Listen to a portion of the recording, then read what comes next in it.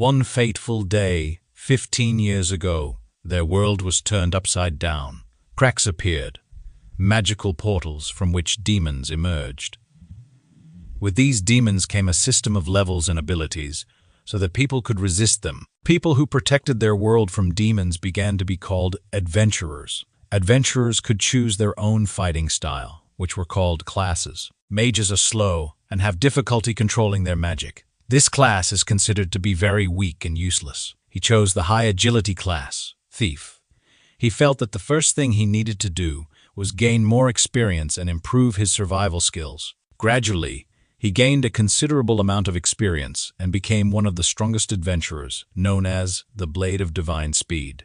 Every year, this became more and more frequent. He thought that he could protect people and this world from demons. Bird flapped its wings and looked into the distance with its majestic gaze. Several armed adventurers stopped in front of this. After some time, they all went inside the building, stood in a circle, and began to discuss the topic at hand. The guy said with a menacing look, Ikoma. They excluded him from the Sword of Glory. Ikoma was very surprised and scared, which is why he sharply exclaimed, "What? But why?" The hero answered with an indifferent expression on his face and asked him, why shouldn't he know this reason? The girl, who was among them, looked at him with a sad expression on her face. The main character continued to explain to him, every year, the level of monsters increases. His attacks are no longer effective against high-rank monsters. Lacking support or recovery skills, he simply became a liability. Ikoma gritted his teeth from the sadness he experienced, clenched his hand into a fist, and the hero continued to explain to him, the times when thieves were strong are long gone. They concluded that your class would only be useful for mining materials from low-level monsters. Against bosses, it would be more useful to have a mage in the group who can deal decent damage. He looked at the girl. The guild also decides to deprive you of S rank, because the new rifts are much more difficult than the previous ones. Ikoma grabbed his shirt and started screaming at him to stop. I realize I don't have enough firepower, but how can they do this? I risked my life many times. When it comes to poisons, no one can compare with me.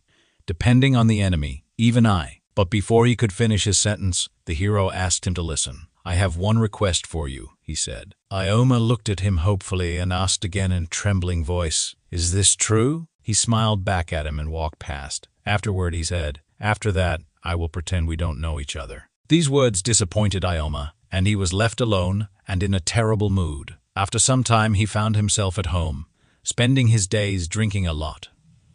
All the food trash was on the floor. His whole room was very dirty. He leaned against the bed and smoked a cigarette, looking around and thinking about the fact that he had spent his entire life working as an adventurer. He thought he would fight demons for the sake of his country, and after everything he did, they just got rid of him. He already noticed that he began to lag behind others, so he had to spend money on consumables. He spent all his money on equipment and potions, and now he had absolutely no money.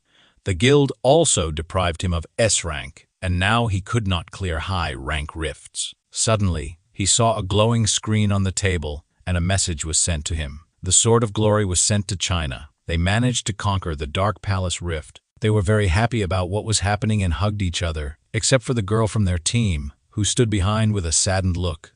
Ikoma saw this, and surprise appeared on his face. In the comments, people wrote and asked, where is Ikoma? He must be sick. But why do they need him? From the latest videos, it became clear that all he did was run around. He was always just ballast for the team. These words greatly angered Ikoma. He threw the phone aside and shouted, what a horror! I just made the wrong choice of class. If he had sold all his equipment and potions, he could have held out, but he had dedicated his whole life to this team. He tore it out with tears in his eyes, experiencing incredible emotional turmoil. After that, he lay down on the floor, looked into the distance, and wondered, what should I do now? At that moment, he received a notification on his phone. He grabbed it and asked, what? He was very surprised by the notification, and his mouth opened in anticipation. The message warned that an S-class monster had appeared in Tokyo, and he needed to immediately proceed to the nearest safe place. The Demon Research Center sent him this message. He wondered in shock, an S-class demon. Well, why did this happen? When the Sword of Glory is not in the country, there are no more strong adventurers in this city to deal with this monster, and I'm not sure I can handle this creature. He looked thoughtful, then went to the mirror and looked at his reflection. After some time, an incredibly majestic monster stood in front of him. He grabbed the dagger, swung it, and grinned. Then he said with a smile on his face, "It's good that I haven't sold the equipment yet." He opened the system window and saw the name of the dragon, which made him wonder. The time dragon, Kronos. Isn't this a too pretentious name? He turned to Kronos and asked him to remember today, because this day will be the last for this creature. He spoke these words with complete confidence in his abilities, and at that moment the monster began to growl loudly. Many fragments scattered after such a strong growl.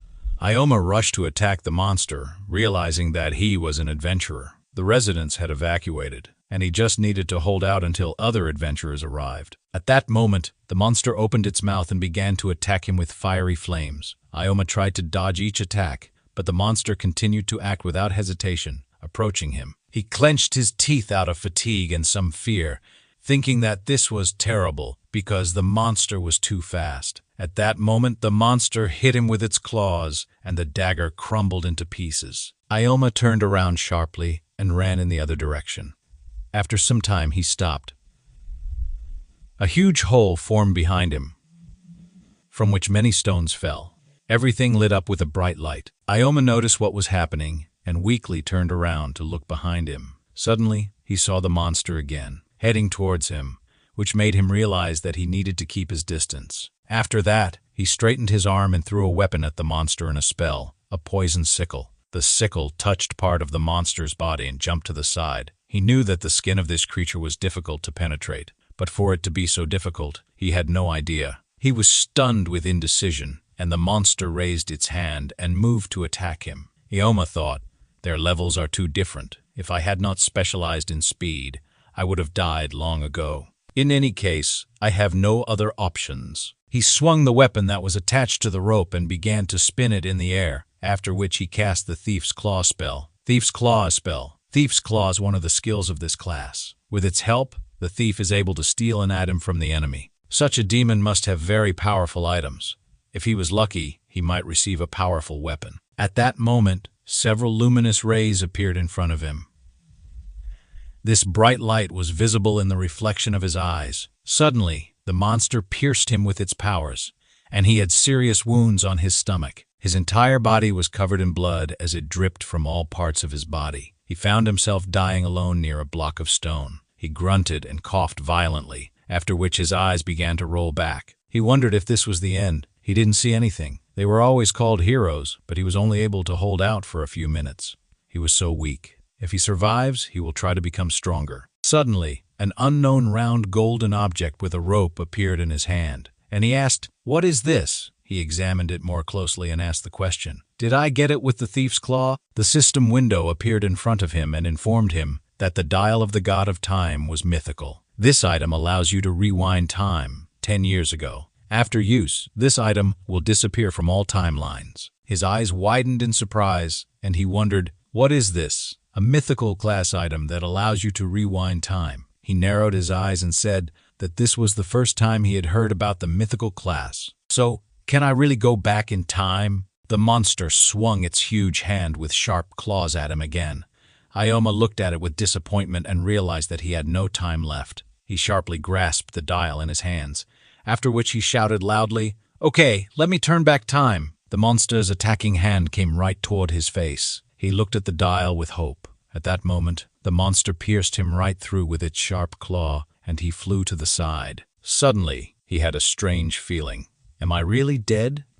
He felt uncomfortable. After some time, he found himself in his room with a phone in his hand. He looked at the ceiling, then at the clock, and saw that the time was 8:00 September 13th, Friday 2030. He wondered, was I dreaming? Beads of sweat appeared on his face as he looked out the window and opened the curtains. When he looked into the distance, he was very surprised and opened his mouth. 20:30. Suddenly, he remembered the dial of the God of Time, which he used before his death, and said, "Is this really true?" He opened the system window, carefully examined it, and said that he didn't have a class. It turns out he hadn't received his grade yet. Did I really go back in time? A smile appeared on his face, and he said, "I did it. This time I will become the strongest adventurer." After some time, he watched a video on his phone. Someone asked the question, "Are there any casualties?"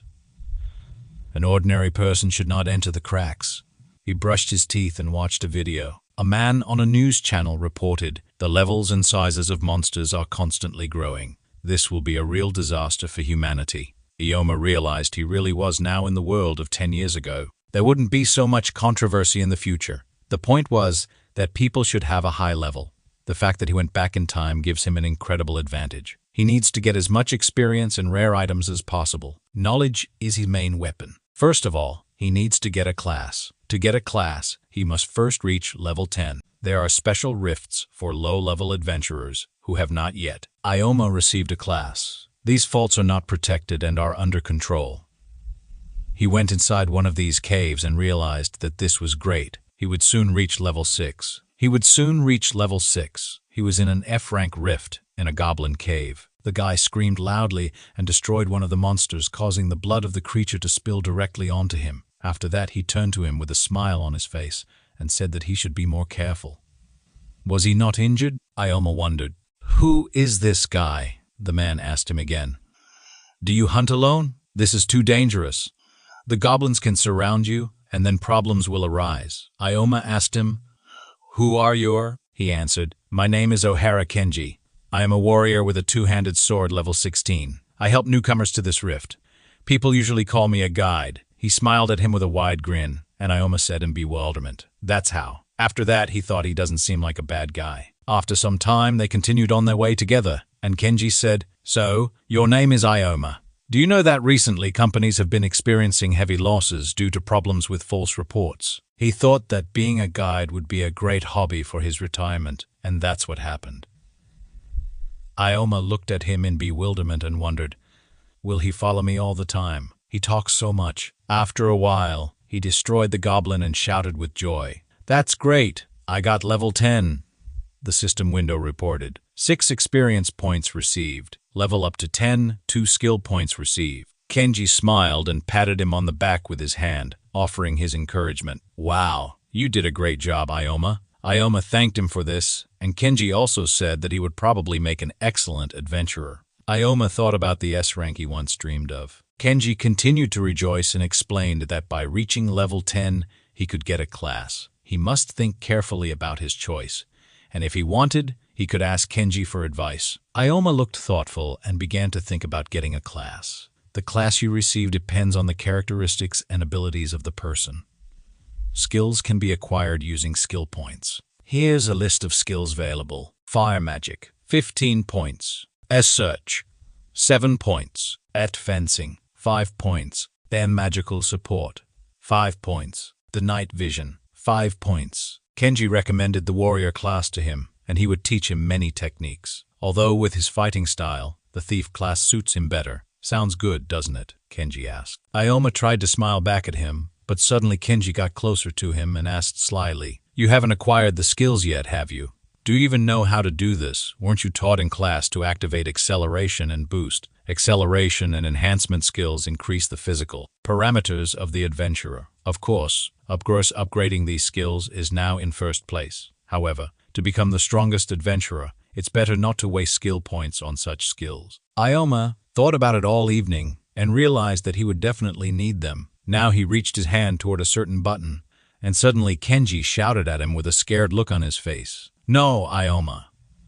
You shouldn't do that." The system window reported, "Soft fall acquired, 5 points spent. This reduces fall damage and increases resistance to gravity." After that, Kenji shouted to him, "You never know where such a skill could be useful." Kenji was very surprised by this action, which is why he leaned his hand to his chest and said, "Moreover, soft fall." But he did not finish speaking, and the system window reported that Ikoma had already acquired the soft fall skill and spent 5 skill points. Ikoma saw this and said, "Everything is going great." After which, Kenji scratched the back of his head and said in a state of confusion, "There aren't many high places. You should go further." But before he could finish speaking, Ikoma independently began to take action. The system window reported, "Soft fall skill improved to level 2, 10 skill points received."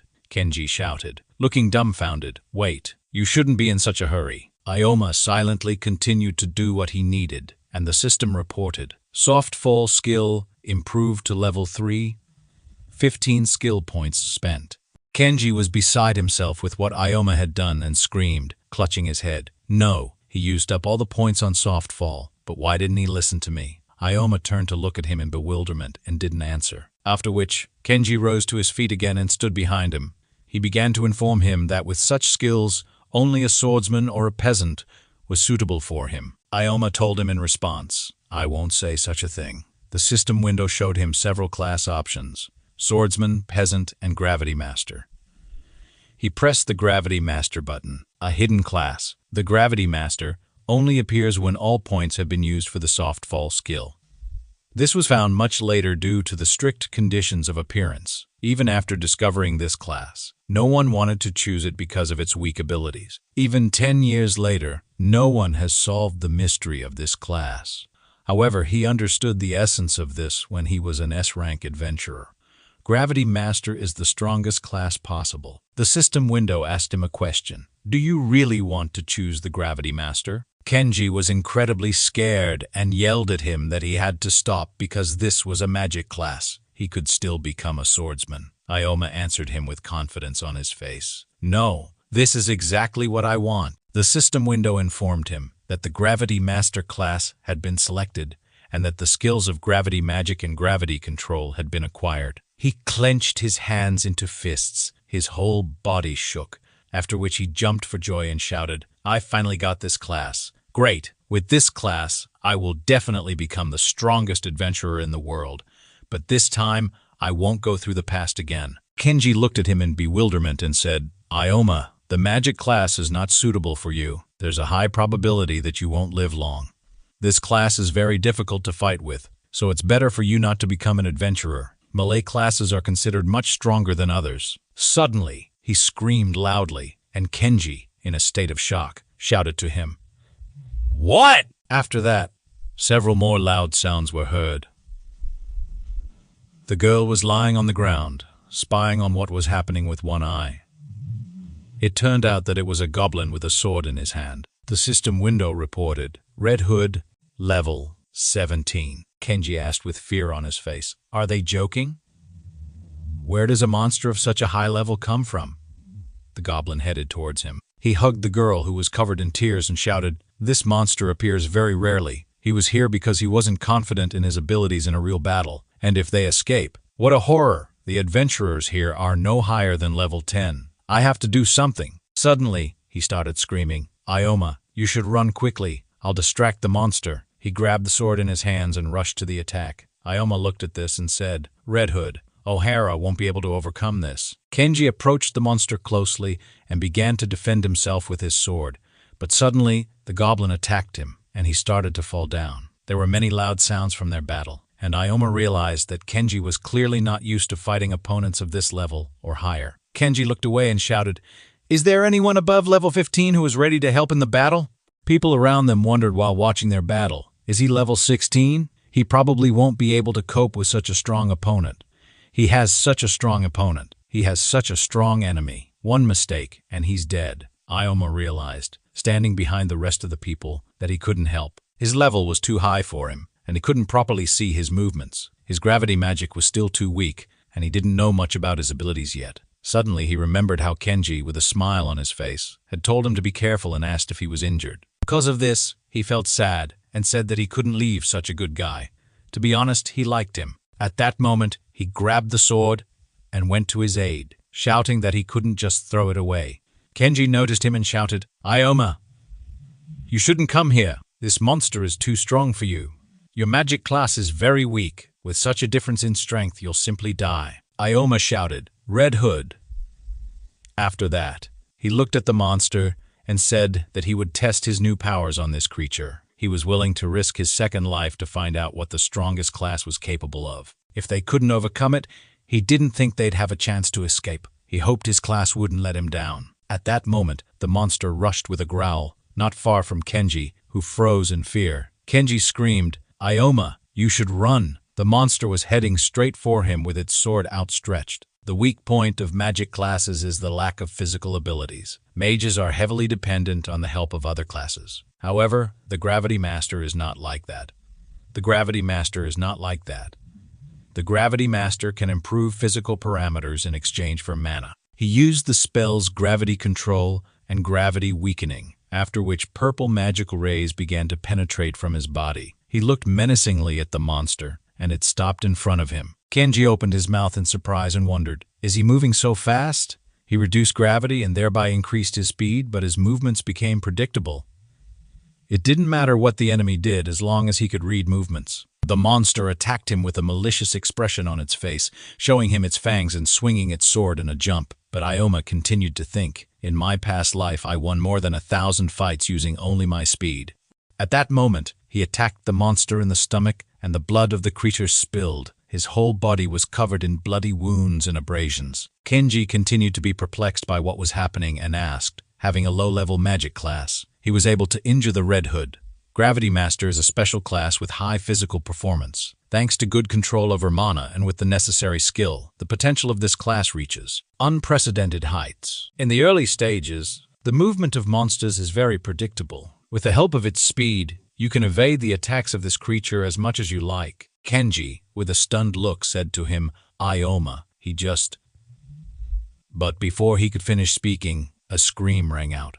Ohara, he must attack this monster. The monster was squatting right in front of Ikoma, and behind him was Kenji, who expressed surprise. Kenji, with a determined look on his face, suddenly ran to attack, screaming loudly. He pointed the sword at the goblin, who turned to him and tried to say something, but the light from the blade was already radiating throughout the entire area. Behind the monster, Ikoma had already prepared a magic circle and said with a smile on his face that this monster should not have turned its back. At that moment, he used gravitational magic, after which the monster's entire body began to fill with a bright purple color. A magic circle and many chains formed around the creature. Ikoma screamed, "Gravity restraints!" The monster began to groan in a trembling voice, turning to look at Ikoma again. At that moment, Kenji swung his sword at it and shouting loudly, hit the creature in the chest, destroying it with one attack. The system window reported 25 experience points received, level up to 12. Ikoma was happy to realize that they had been able to cope with this monster. It had been a very intense battle. With the Gravity Master class, he could definitely become the strongest adventurer. Those around him looked at him with wariness and wondered if he was really a newcomer. He had defeated the Red Hood. Kenji opened his mouth in shock and realized that he couldn't even breathe near this monster. Yet Ikoma, with his low level, had been able to defeat it. He's just a monster. It looks like he doesn't even suspect it himself. Kenji couldn't help but think that he couldn't call him just a genius. Who is he? Ikoma, with a saddened look, sheathed his sword and suddenly groaned loudly, sharply leaning his elbows on the stone and beginning to breathe deeply. He didn't have a drop of mana left. The Gravity Master's skills consume a lot of mana. He couldn't even lift a finger. He would have to think about this point later. His whole body began to shake from powerlessness. Kenji looked at him with a smile on his face before walking closer, bowing and thanking him for what had happened. He then asked him, "Do you need help?" Ikoma thanked him and said that he would be very grateful for his help. Kenji took him on his shoulders and thought to himself, besides him, there were many low-level adventurers there. Thanks to him, not only had he saved his life, but he had also helped him overcome his fears. He still lacked the courage to fight strong monsters, so he only hunted lesser demons. Ikoma had helped him take a step forward, and now he thought it was time to end his role as a guide. He was glad that he had been able to witness the birth of a new hero. "Thank you for this, Ikoma." They came inside some room. After some time, Ikoma learned what his gravity magic was capable of. Now he needed to raise his level, but this would not be easy to do alone. He needed to find a temporary team. He walked up to a girl who was sitting at a computer desk and asked her, "Master of Gravity." She had never heard of such a thing. It seems to be a magic class, but the characteristics are so low. Is this class really suitable for battles? Ikoma looked at her with a confident expression, and she asked, "Are you looking for a temporary team?" "At the moment, we have several low-level teams," Ikoma asked again. "In that case, can I see these people?" The girl answered, "Yes, but your characteristics are very low, and I'm afraid you may have some difficulties." He thought with a saddened look that he had a rare and unknown class. It was worth expecting that he would not be welcome. He asked the girl again, "In any case, can I talk to the heads of the teams?" At that moment, a stranger appeared in the room and asked, "What is that noise? Is their receptionist having problems? Maybe I shouldn't be so intrusive." It was a guy with yellow hair who approached Ikoma. He asked him, "Who are you?" The guy asked again with a smile on his face. "What did you say?" Haven't you heard of me? I'm the leader of the famous Thunder Knights group. Ikoma asked him again, do you have a warrior class? He replied with a smirk naturally. Everyone knows that magic classes are useless. This is a class for those who are afraid to even be close to monsters, which is why they cannot be adventurers. So you can only blame yourself for making the wrong choice. I simply have a rare class with very low characteristics, but I can't achieve a lot, in contrast to you. Ikoma asked him again in bewilderment. Do you also have a rare class? Hatsune asked him in an emotional outburst. Are you also interested? Okay then, let me show you its power. He grabbed a sword from which bright sparks emanated in the form of lightning. He raised his sword up and shouted, "Lightning strike!" After these words, the entire area lit up bright yellow. After a moment, he stopped and said, Thunder Knight. This is a very rare class with high stats and strong skills. Such a class suits me. The people around looked at what was happening in surprise and asked, is that such a strong skill? This is an incredible class. He muttered something to himself, and at that moment, the girl behind the counter told him, using skills in the guild is prohibited. He turned to her and asked, don't worry, I was just showing my strength to the newcomer. They don't recruit just any rabble. Besides, no one will take in a stranger. Don't you think you're being a little stupid? Adventurers are not volunteers to help everyone in need. Ikoma looked into his eyes carefully and wondered, is he a Thunder Knight, a class specialized in attack but with very slow movements and difficult implementation of abilities? The class is very weak against agility opponents or lightning-resistant enemies. Some of the strangers around said, there's some weakling with a magic class trying to get into the group. Everyone knows that magicians are useless. On the other hand, how inviolable it is that he is not in the Thunder Knight class. There are rumors that you need high starting stats to get this class. Ikoma realized that it was true. Very little time had passed since the rifts appeared. Maybe it would be better to be alone for now until he earned the trust of others. He completely forgot what had happened before. Then the emphasis was on spectacular abilities and high characteristics. The receptionist said that Tsunami shouldn't express himself like that, Ikoma told her. It's okay. I changed my mind. He decided that he would be alone for now. Sei chuckled and informed him that he should give up becoming an adventurer for now. He should at least try not to die. Ikoma turned away from him, walked in the other direction, and finally waved his hand, thanking him for the advice without turning around. Z looked after him carefully and grinned. At the Adventurers Guild archives, Ikoma opened the book in his hands and said, gaining the trust of others and temporary teams would not be enough. It's better to find people with whom you can create a full-fledged group. Also, you should take into account the compatibility of my gravitational abilities. I still need to raise my level and earn some achievements. He had been able to defeat the Red Hood without any problems. The movements of low-level monsters were predictable, and he had figured out how to use the forces of gravity. Maybe he should raise a few levels and go to higher-level rifts. He snapped his fingers, opened the book again, and wondered if now was the right rift for him. Is this a level 25 stone temple? This rift is for leveling up and mining stones. It is under the control of the guild. Walking statues appear in this rift and are very easy to defeat. If a person is an average level hunter, they will be able to effectively collect materials and level up. It's a rift, similar to a beginner's dungeon. If he can hunt alone, he will be able to find companions faster. The level is set to low. The system window reported, Ikoma is level 12. Will he be able to gain a sufficient level without going deep into the rift? There's nothing he can do about it. He closed the book and thought, I wonder as I level up in the stone temple, will I be able to find classes that suit my ability? He went in a different direction. After some time, the system window reported Stone Temple. There was a man inside the building who was coming down the stairs and groaning heavily in pain, even screaming. You don't need to listen. Under no circumstances do you need to listen to him. He ran sharply, turning back and began to shout. No, he fell to the ground, blood dripping from his chest and mouth. He turned around with a frightened expression on his face, and after some time, a bright and very loud explosion occurred in the room, sending all the debris flying away. Suddenly, a petrified creature appeared in the room, onto which blood spilled. After some time, the girl receptionist expressed fear on her face and shouted, Does he want to go to the stone temple with level 12? Ikoma gave her an application and said, According to the rules, there are no problems, right? She took a piece of paper and said in a trembling voice, clutching her head, This is true, but he's just going to his death. The recommended level for this rift is 25. The rifts are unstable, and very strong enemies can be encountered there. Ikoma turned away from the girl and shouted back, "Okay then," with a smile on his face. "I'll just look around a little and come back right away.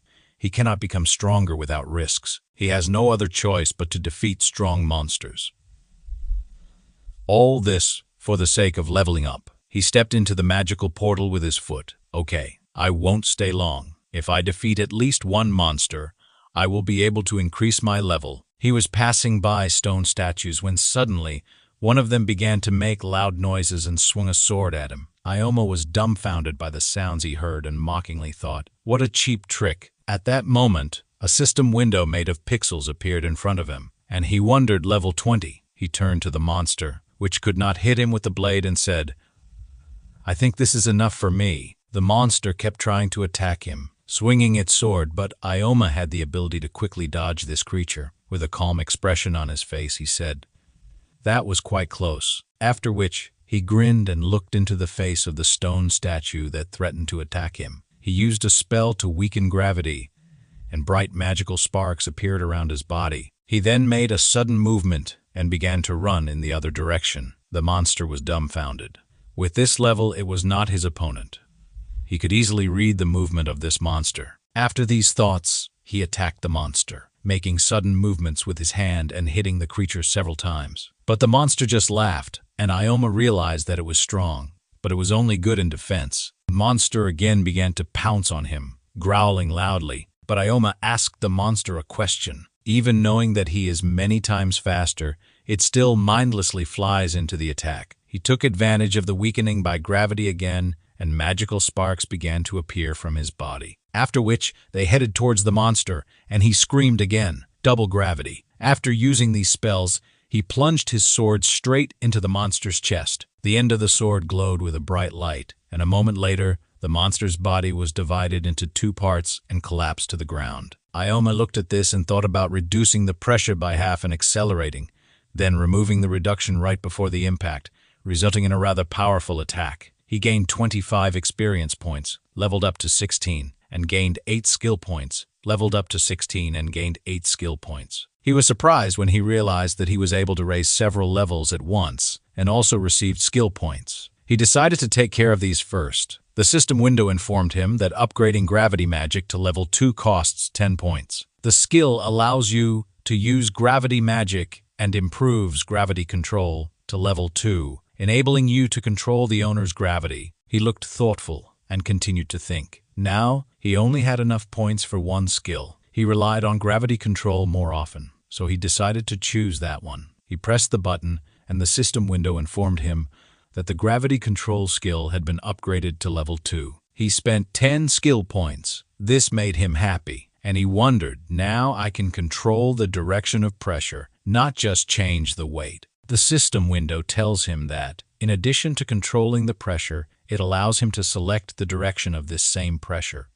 He grinned and thought, depending on the use, this is a very useful skill. One way or another, he achieved what he wanted. He picked up a bright red magic ball from the floor, from which gusts of magic emanated. Demon Core Magic Stone. He thought this would be enough to prove his victory over the walking statue. He took the ball in his hands and realized that he could already return, but he still had a lot of mana left. He turned back with a smile on his face and thought that he should try out his new ability. At that moment, a bright lightning bolt appeared in the dark space, and he used the lightning strike, thanks to which he easily destroyed the statue, breaking it in half. It was located around a hole in the broken floor, inside of which a fiery light could be seen. A guy and a girl from his team stood next to him, and the guy told him, as expected from Atsunami, he killed such a monster with one blow. The girl said, in addition, even with protection from lightning, they cannot resist such force. Z replied that their defense was not noticeable to him, and this was a training rift. They don't gain levels so quickly anymore. The system reports that he is level 26. Maybe it's time to move on to more complex rifts. He stepped on a bright red object, and the girl asked him,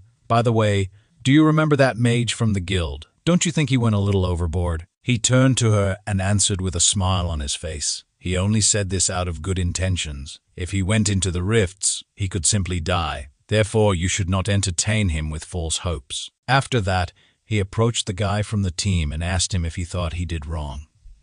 The knight answered him that he should not ask him about it. At that moment, A loud sound came from the corridor behind, which attracted her attention. "Are these walking statues again?" the girl asked. She asked him to wait and asked, "But why were there such loud steps?" He turned around with a smile and said, "No need to worry so much. Even monsters have their own characteristics." A statue nearby began to fall apart into several pieces and crashed to the ground. The team members saw it with fearful expressions on their faces and wondered what it was. "There's more to it than just the usual features," Z said, interestingly. After which he asked, "What is the big guy doing in this rift?" The walking statue was level 30, which was a little taller than the others, but still a normal statue. The girl with a grimace asked him again, shouting loudly, "Level 30. We've never fought such a monster before." Z replied with a serious expression, "I've long noticed that fighting weak monsters is incredibly boring.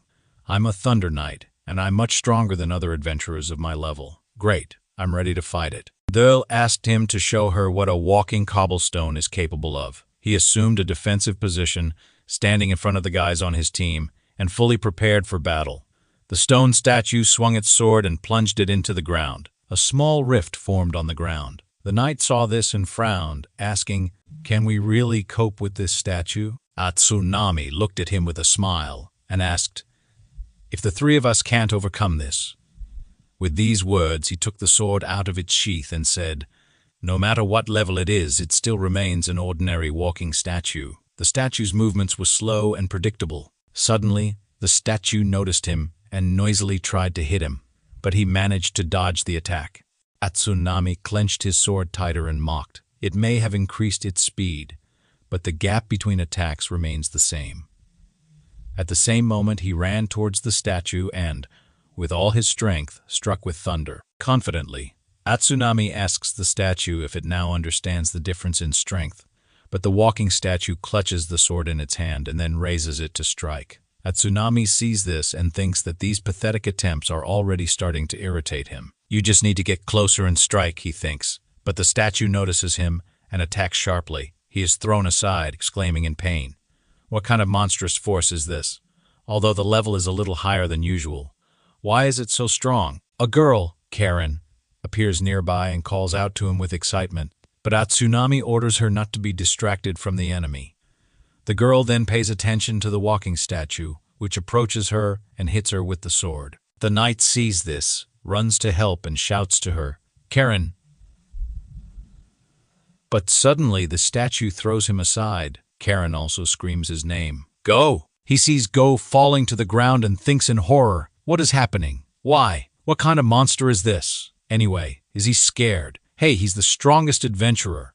Then he raises his sword and casts a spell. Lightning strike. Tsunami attacks the statue with all his might, looking intently at it, and thinks, this is how it should be. How does the Thunder Knight's strongest skill, lightning strike, taste now? It won't get off that easy, but the iron statue angrily snatches at Tsunami's sword. He looks at it with his mouth open and thinks, what is this? He remembers the moment when Karen said that the statue has protection from lightning. But Ikoma will not be able to resist the power of this, he thinks. The statue then crushes the sword in its hand, breaking it into many pieces. Tsunami looks at this with regret, thinking, this cannot be.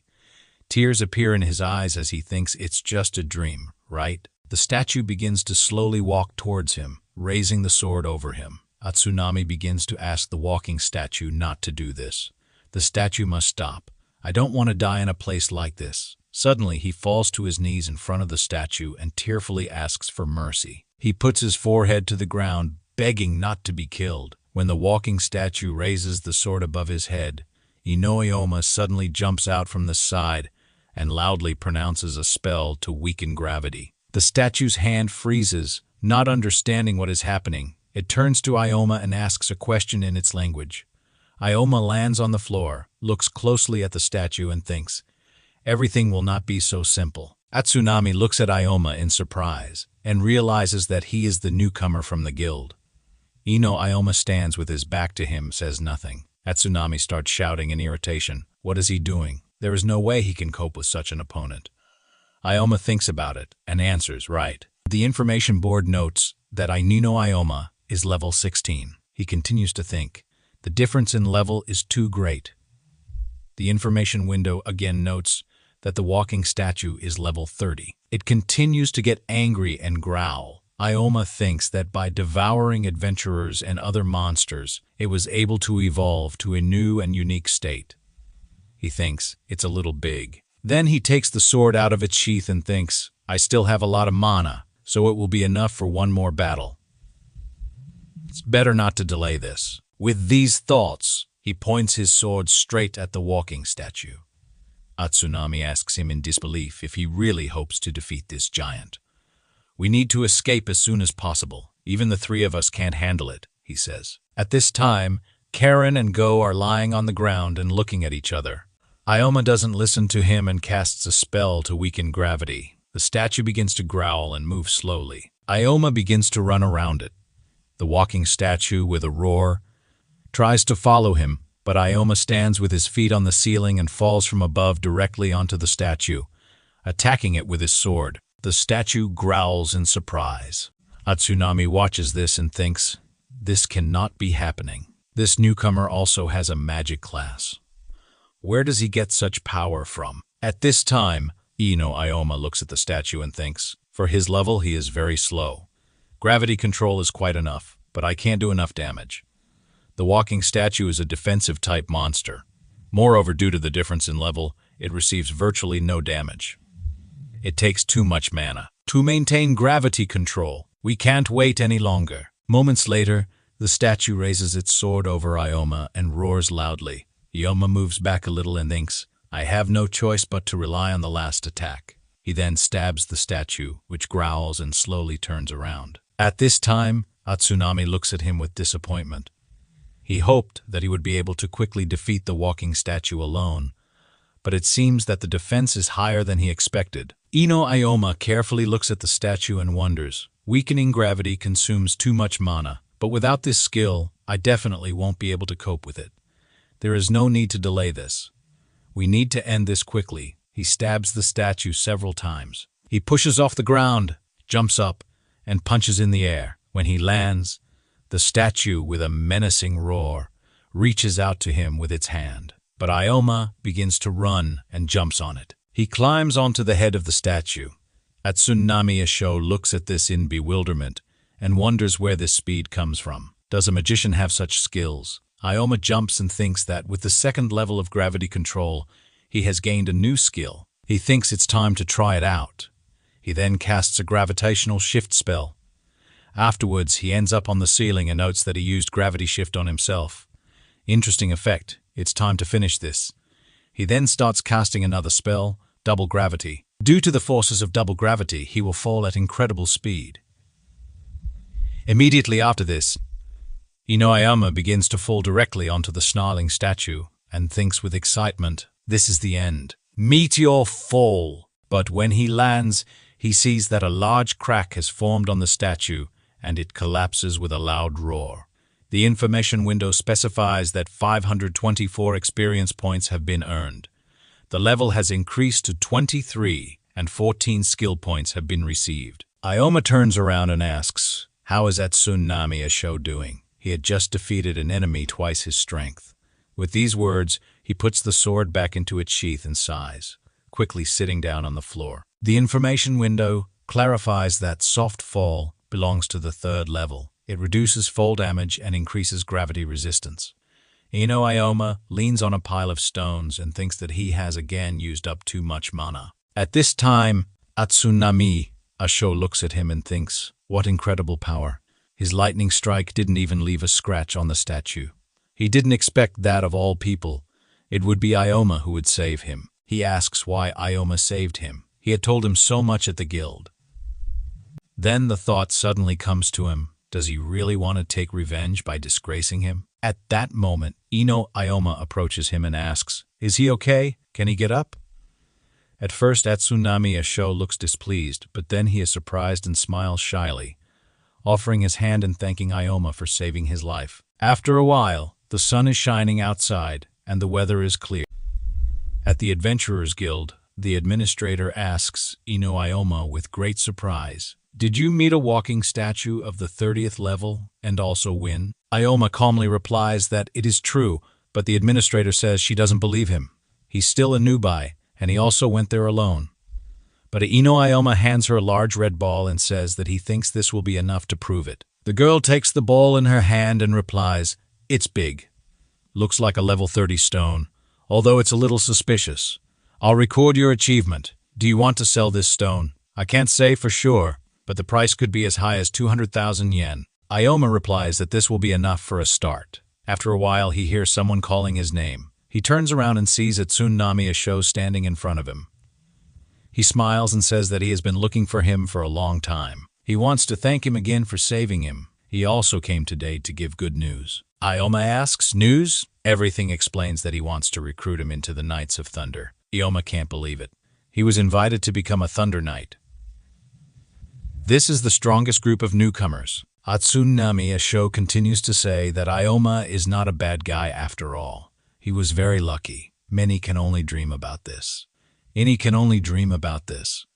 I know Ioma is embarrassed and doesn't know what to answer. Sho sees this and, with a smile, says that he need not worry. He is his savior. But Tsunami Ichinose replies that Ioma will most likely refuse. Those around who heard this can't believe it. What? He declined the invitation from the Thunder Knights. Tsunami Ichinose asks hopefully, wasn't he looking for a group? Ioma explains that his plans have changed slightly. A statue nearby began to fall apart into several pieces and crashed to the ground. The team members saw it with fearful expressions on their faces and wondered what it was. There's more to it than just the usual features, Z said interestingly. After which he asked, what is the big guy doing in this rift? The walking statue was level 30. Which was a little taller than the others, but still a normal statue. The girl with a grimace asked him again, shouting loudly, "Level 30. We've never fought such a monster before." Z replied with a serious expression, "I've long noticed that fighting weak monsters is incredibly boring.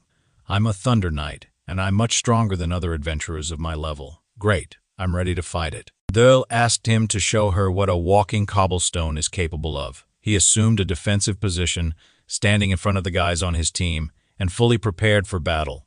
The stone statue swung its sword and plunged it into the ground. A small rift formed on the ground. The knight saw this and frowned, asking, "Can we really cope with this statue?" Tsunami looked at him with a smile and asked, "If the three of us can't overcome this?" With these words, he took the sword out of its sheath and said, "No matter what level it is, it still remains an ordinary walking statue." The statue's movements were slow and predictable. Suddenly, the statue noticed him and noisily tried to hit him, but he managed to dodge the attack. Tsunami clenched his sword tighter and mocked. It may have increased its speed, but the gap between attacks remains the same. At the same moment, he ran towards the statue and, with all his strength, struck with thunder. Confidently, Tsunami asks the statue if it now understands the difference in strength. But the walking statue clutches the sword in its hand and then raises it to strike. Tsunami sees this and thinks that these pathetic attempts are already starting to irritate him. You just need to get closer and strike, he thinks. But the statue notices him and attacks sharply. He is thrown aside, exclaiming in pain. What kind of monstrous force is this? Although the level is a little higher than usual. Why is it so strong? A girl, Karen, appears nearby and calls out to him with excitement. But Tsunami orders her not to be distracted from the enemy. The girl then pays attention to the walking statue, which approaches her and hits her with the sword. The knight sees this, runs to help and shouts to her, "Karen!" But suddenly the statue throws him aside. Karen also screams his name. "Go!" He sees Go falling to the ground and thinks in horror, what is happening? Why? What kind of monster is this? Anyway, is he scared? Hey, he's the strongest adventurer. Then he raises his sword and casts a spell. Lightning strike. Tsunami attacks the statue with all his might, looking intently at it, and thinks, this is how it should be.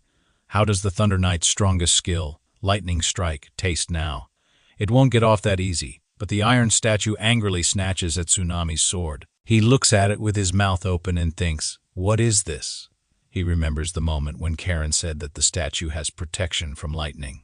But Ioma will not be able to resist the power of this, he thinks. The statue then crushes the sword in its hand, breaking it into many pieces. Tsunami looks at this with regret, thinking, this cannot be. Tears appear in his eyes as he thinks it's just a dream, right? The statue begins to slowly walk towards him, raising the sword over him. Tsunami begins to ask the walking statue not to do this. The statue must stop.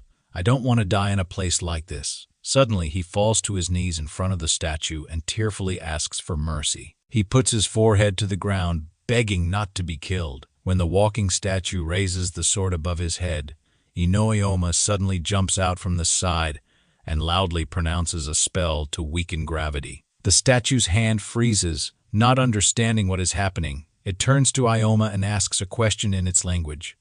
Ikoma lands on the floor, looks closely at the statue and thinks, everything will not be so simple. Tsunami looks at Ikoma in surprise and realizes that he is the newcomer from the guild. Ikoma stands with his back to him, says nothing. Tsunami starts shouting in irritation. What is he doing? There is no way he can cope with such an opponent. Ikoma thinks about it and answers, right. The information board notes that Ikoma is level 16. He continues to think. The difference in level is too great.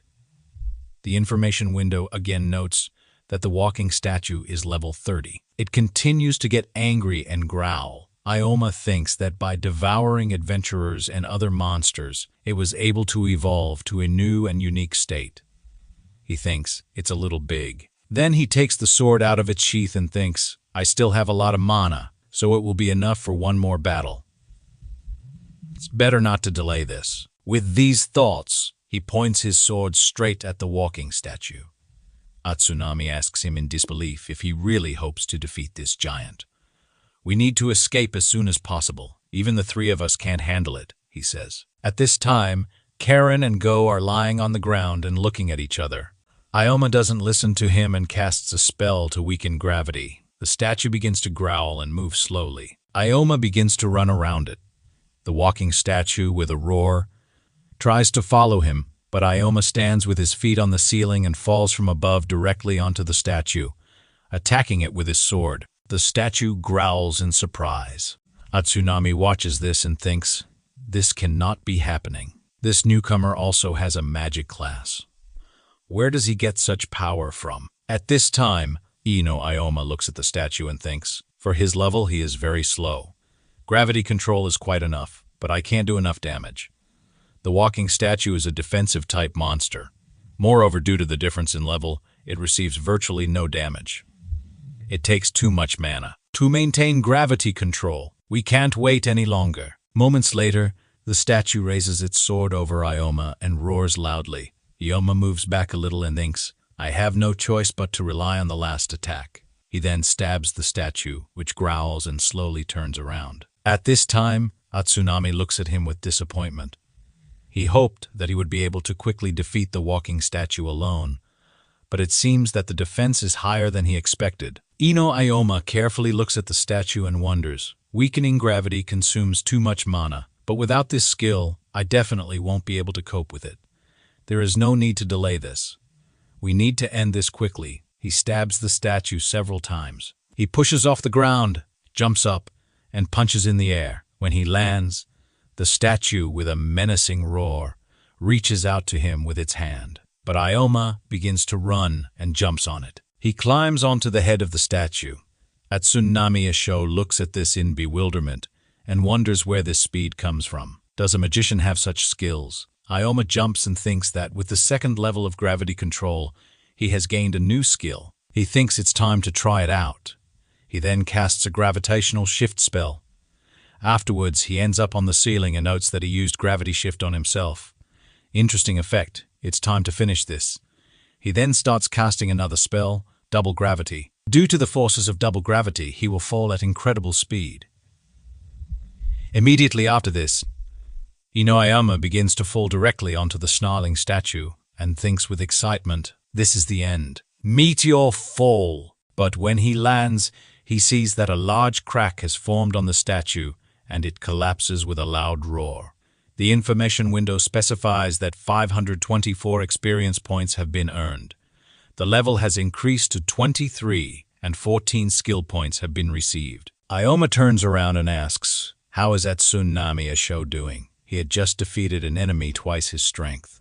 With these words, he puts the sword back into its sheath and sighs, quickly sitting down on the floor. The information window clarifies that soft fall belongs to the third level. It reduces fall damage and increases gravity resistance. Ikoma leans on a pile of stones and thinks that he has again used up too much mana. At this time, Atsunami Asho looks at him and thinks, what incredible power. His lightning strike didn't even leave a scratch on the statue. He didn't expect that of all people. It would be Ikoma who would save him. He asks why Ikoma saved him. He had told him so much at the guild. Then the thought suddenly comes to him, does he really want to take revenge by disgracing him? At that moment, Ikoma approaches him and asks, is he okay? Can he get up? At first, Atsunami Asho looks displeased, but then he is surprised and smiles shyly, offering his hand and thanking Ikoma for saving his life. After a while, the sun is shining outside, and the weather is clear. At the Adventurers Guild, the administrator asks Ikoma with great surprise, did you meet a walking statue of the 30th level and also win? Ikoma calmly replies that it is true, but the administrator says she doesn't believe him. He's still a newbie, and he also went there alone. But Ikoma hands her a large red ball and says that he thinks this will be enough to prove it. The girl takes the ball in her hand and replies, it's big. Looks like a level 30 stone, although it's a little suspicious.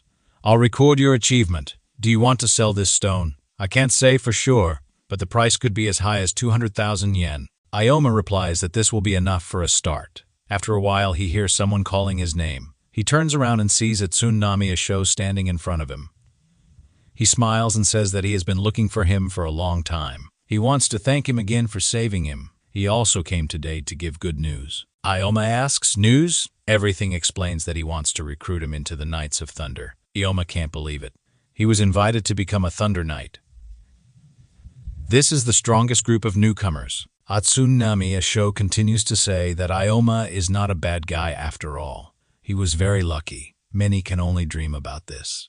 Any can only dream about this. I know Ikoma is embarrassed and doesn't know what to answer. Sho sees this and, with a smile, says that he need not worry. He is his savior. But Atsunami Asho replies that Ikoma will most likely refuse. Those around who heard this can't believe it. What? He declined the invitation from the Thunder Knights. Atsunami Asho asks hopefully, wasn't he looking for a group? Ikoma explains that his plans have changed slightly. With these words, he leaves. Atsunami Asho looks after him in shock. Ikoma heads toward the exit and wonders if he will level up at this rate. Then he thinks he needs to make it in time in the near future. A new rift called the Mad Theater should appear. This rift drops a unique item that he needs. He remembers well everything that happened there in the past, so the first one to get this item will be him. After a while, Ikoma comes to the guild, pours materials out of the bag, and says that he wants to sell them. People nearby look at him in bewilderment. The administrator asks him if he hunted a lot again and again, alone. Ikoma does not listen to her and says that he would like to apply for a promotion to rank D. The administrator asks again, a rank promotion. Adventurers have their own ranking system. Starting at rank F, you can upgrade to rank A. Adventurers at rank D, adventurers at rank D can defend real rifts.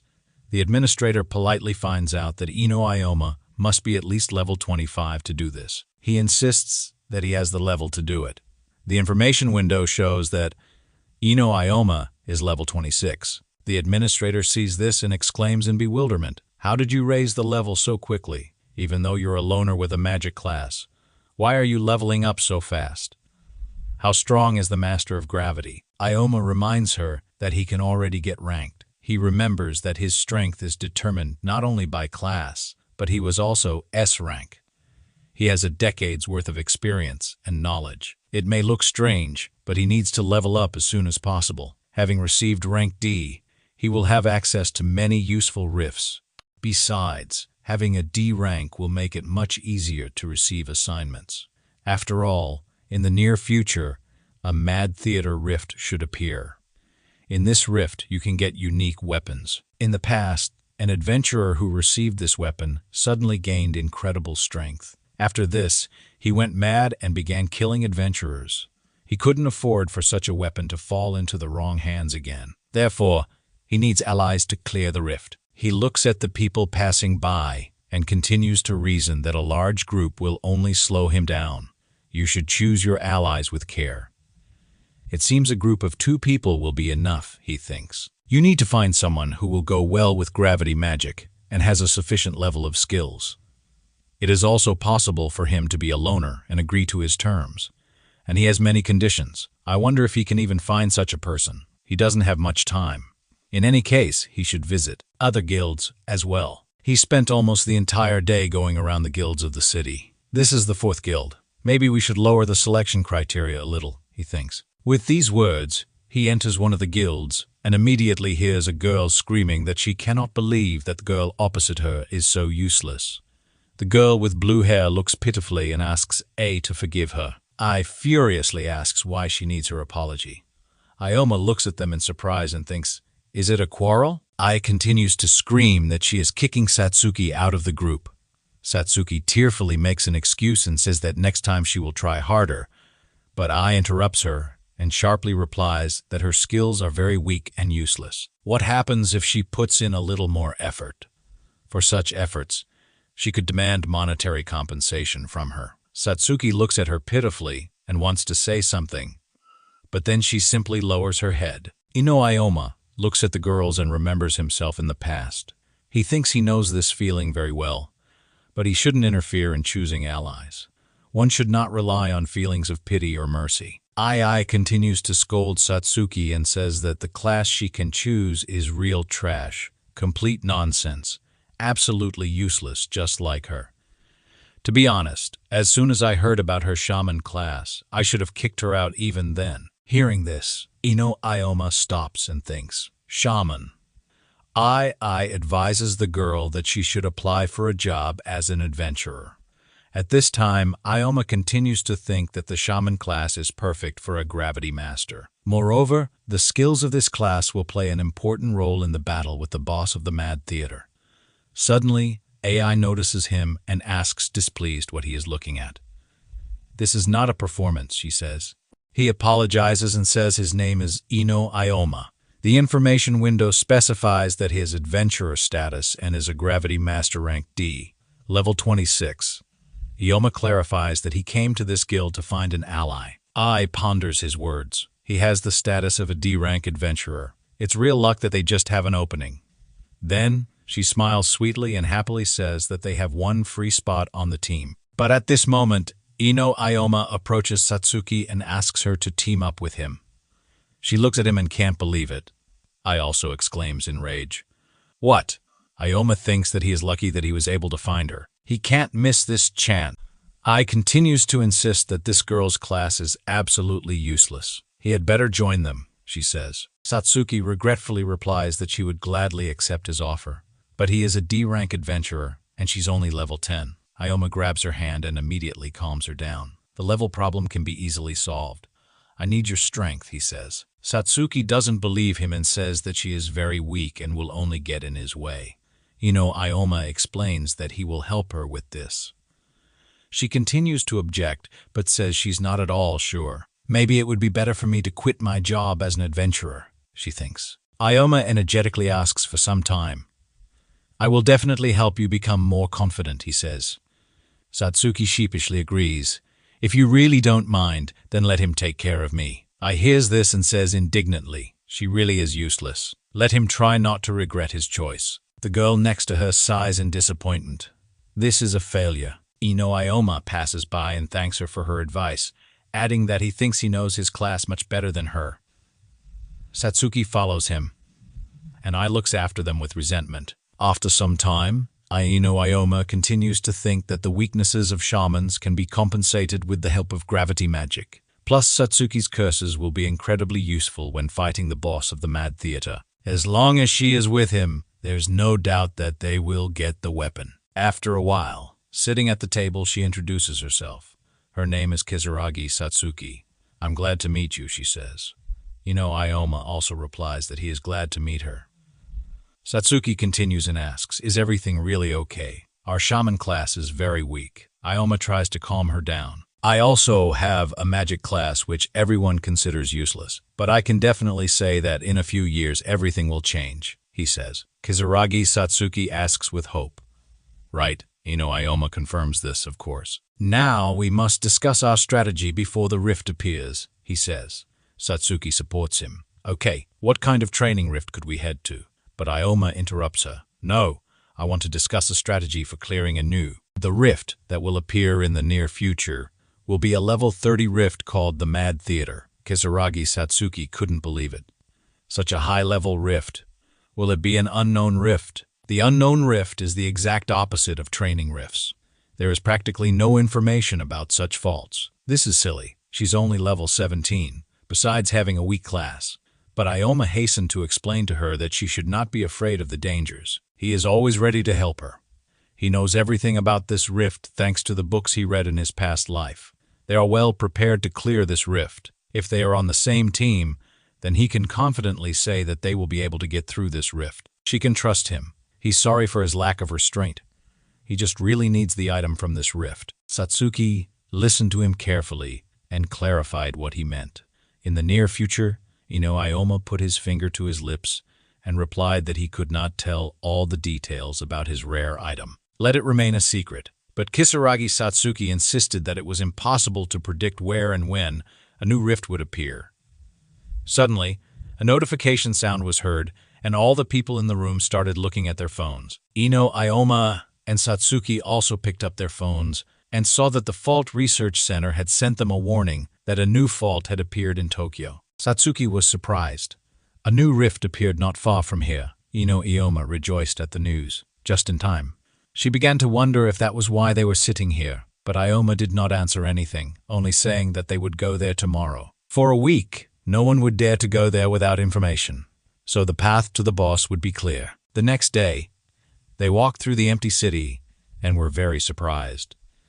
Ioma noted that there was actually no one around. Satsuki wondered if everything would be okay. Ioma said the Fault Agency also had a hard time that day. Then, when they were walking down the street, a girl in a white dress asked the adventurers to stop.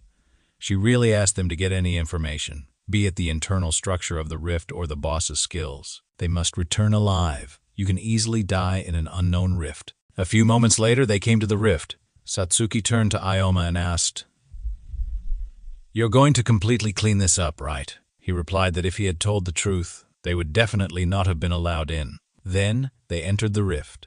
Kisaragi Satsuki walked next to Ioma and said that all this was strange. He asked her if she was still worried. A clarifying inscription appeared in the information window, stating that they were in the Mad Theater Fault. Satsuki replied that she was just a little worried. Then, she regretfully apologized for forcing her to go with him. He would fight in the vanguard. As soon as it became too dangerous, they would immediately retreat. But Satsuki immediately screamed, "No, I will try my best.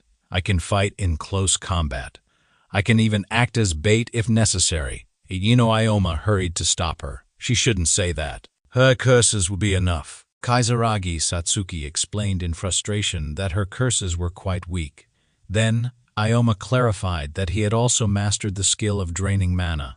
Mana drain is a skill that absorbs the target's magical energy. This is great for fighting strong monsters. This skill also allows you to restore the mana of your allies. This is incredibly useful for gravity masters. With this skill, you can fight without worrying about mana depletion. Thanks to this, you can stay in the rift longer and increase your level. Hearing this, Satsuki asked again, "Isn't this magic weak and ineffective? There are also spells that do much more damage." But Ioma explained that this particular question arises from ignorance. "I will be bait. I will lure the monsters out so you can attack them." At that moment, a menacing roar of a monster was heard. The information window explained that this was a circus bear with a level of 26. It tried to strike Ioma, but he managed to jump away and shouted at Satsuki to start now. Then, Kisaragi Satsuki began to create a Bullet of Darkness spell. Immediately after this, a blue stream of energy appeared, flying straight toward the circus bear. The bear began to growl in pain. Ioma saw this and shouted, "Everything went great. Now it's my turn." He jumped high up, cast the double gravity spell, and mortally wounded the bear in the head with his sword.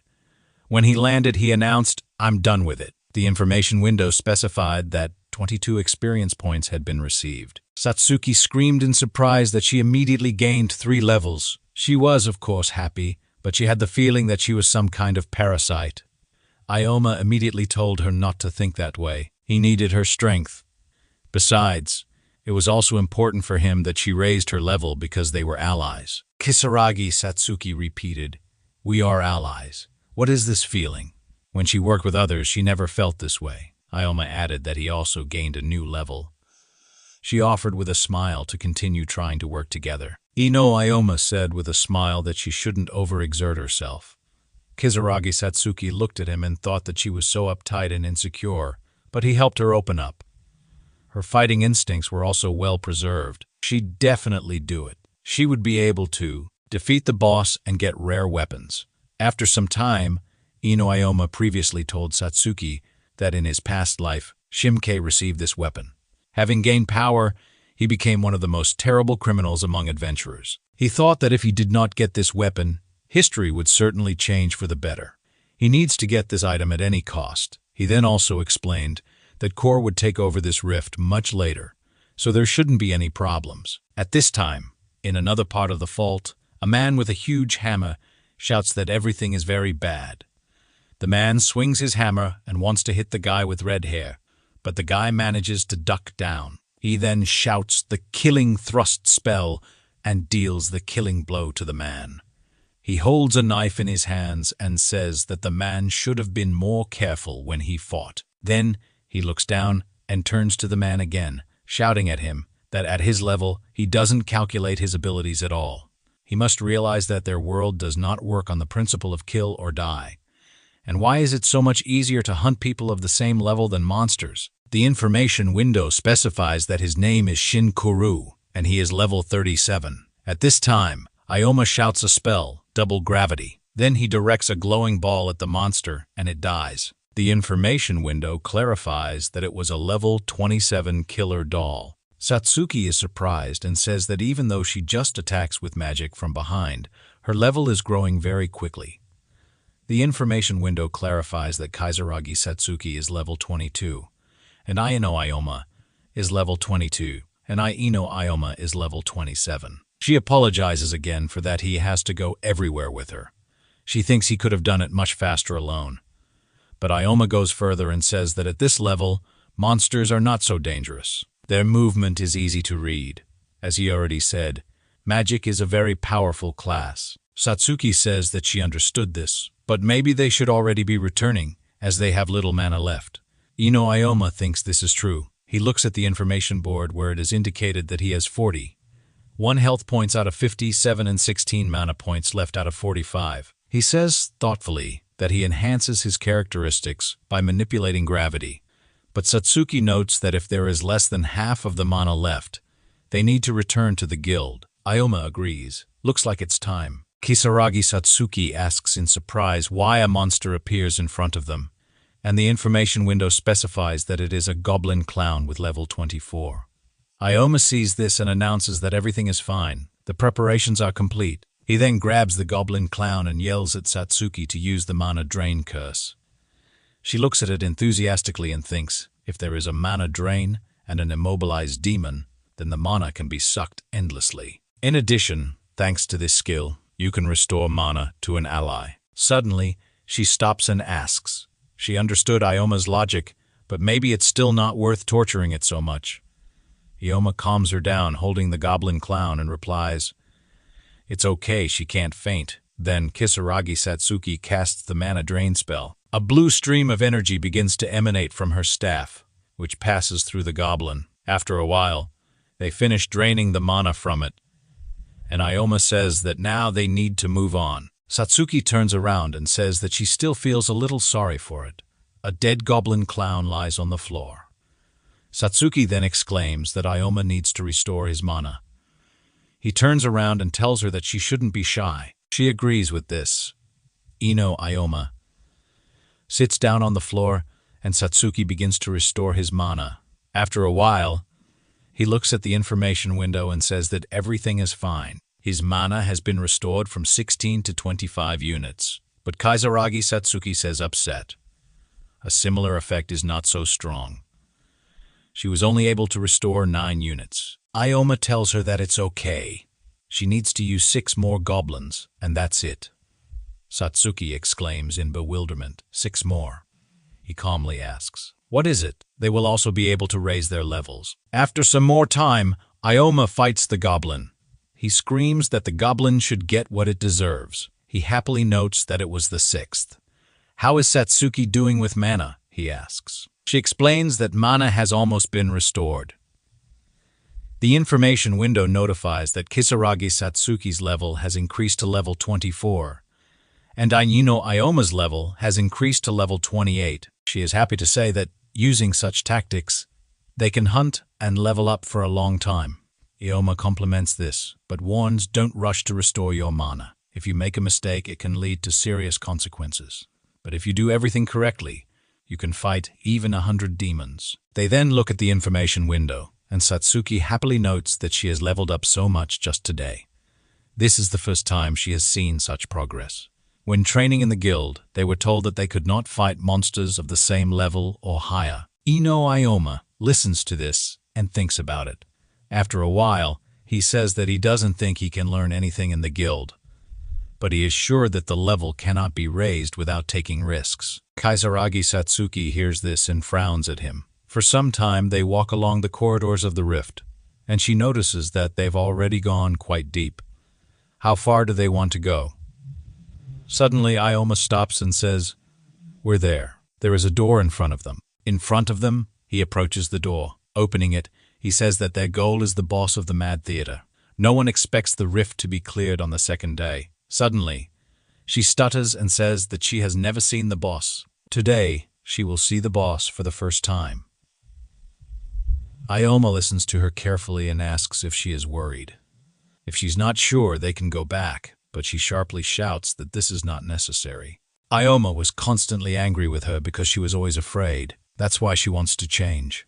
If he needs her strength, then he can count on her.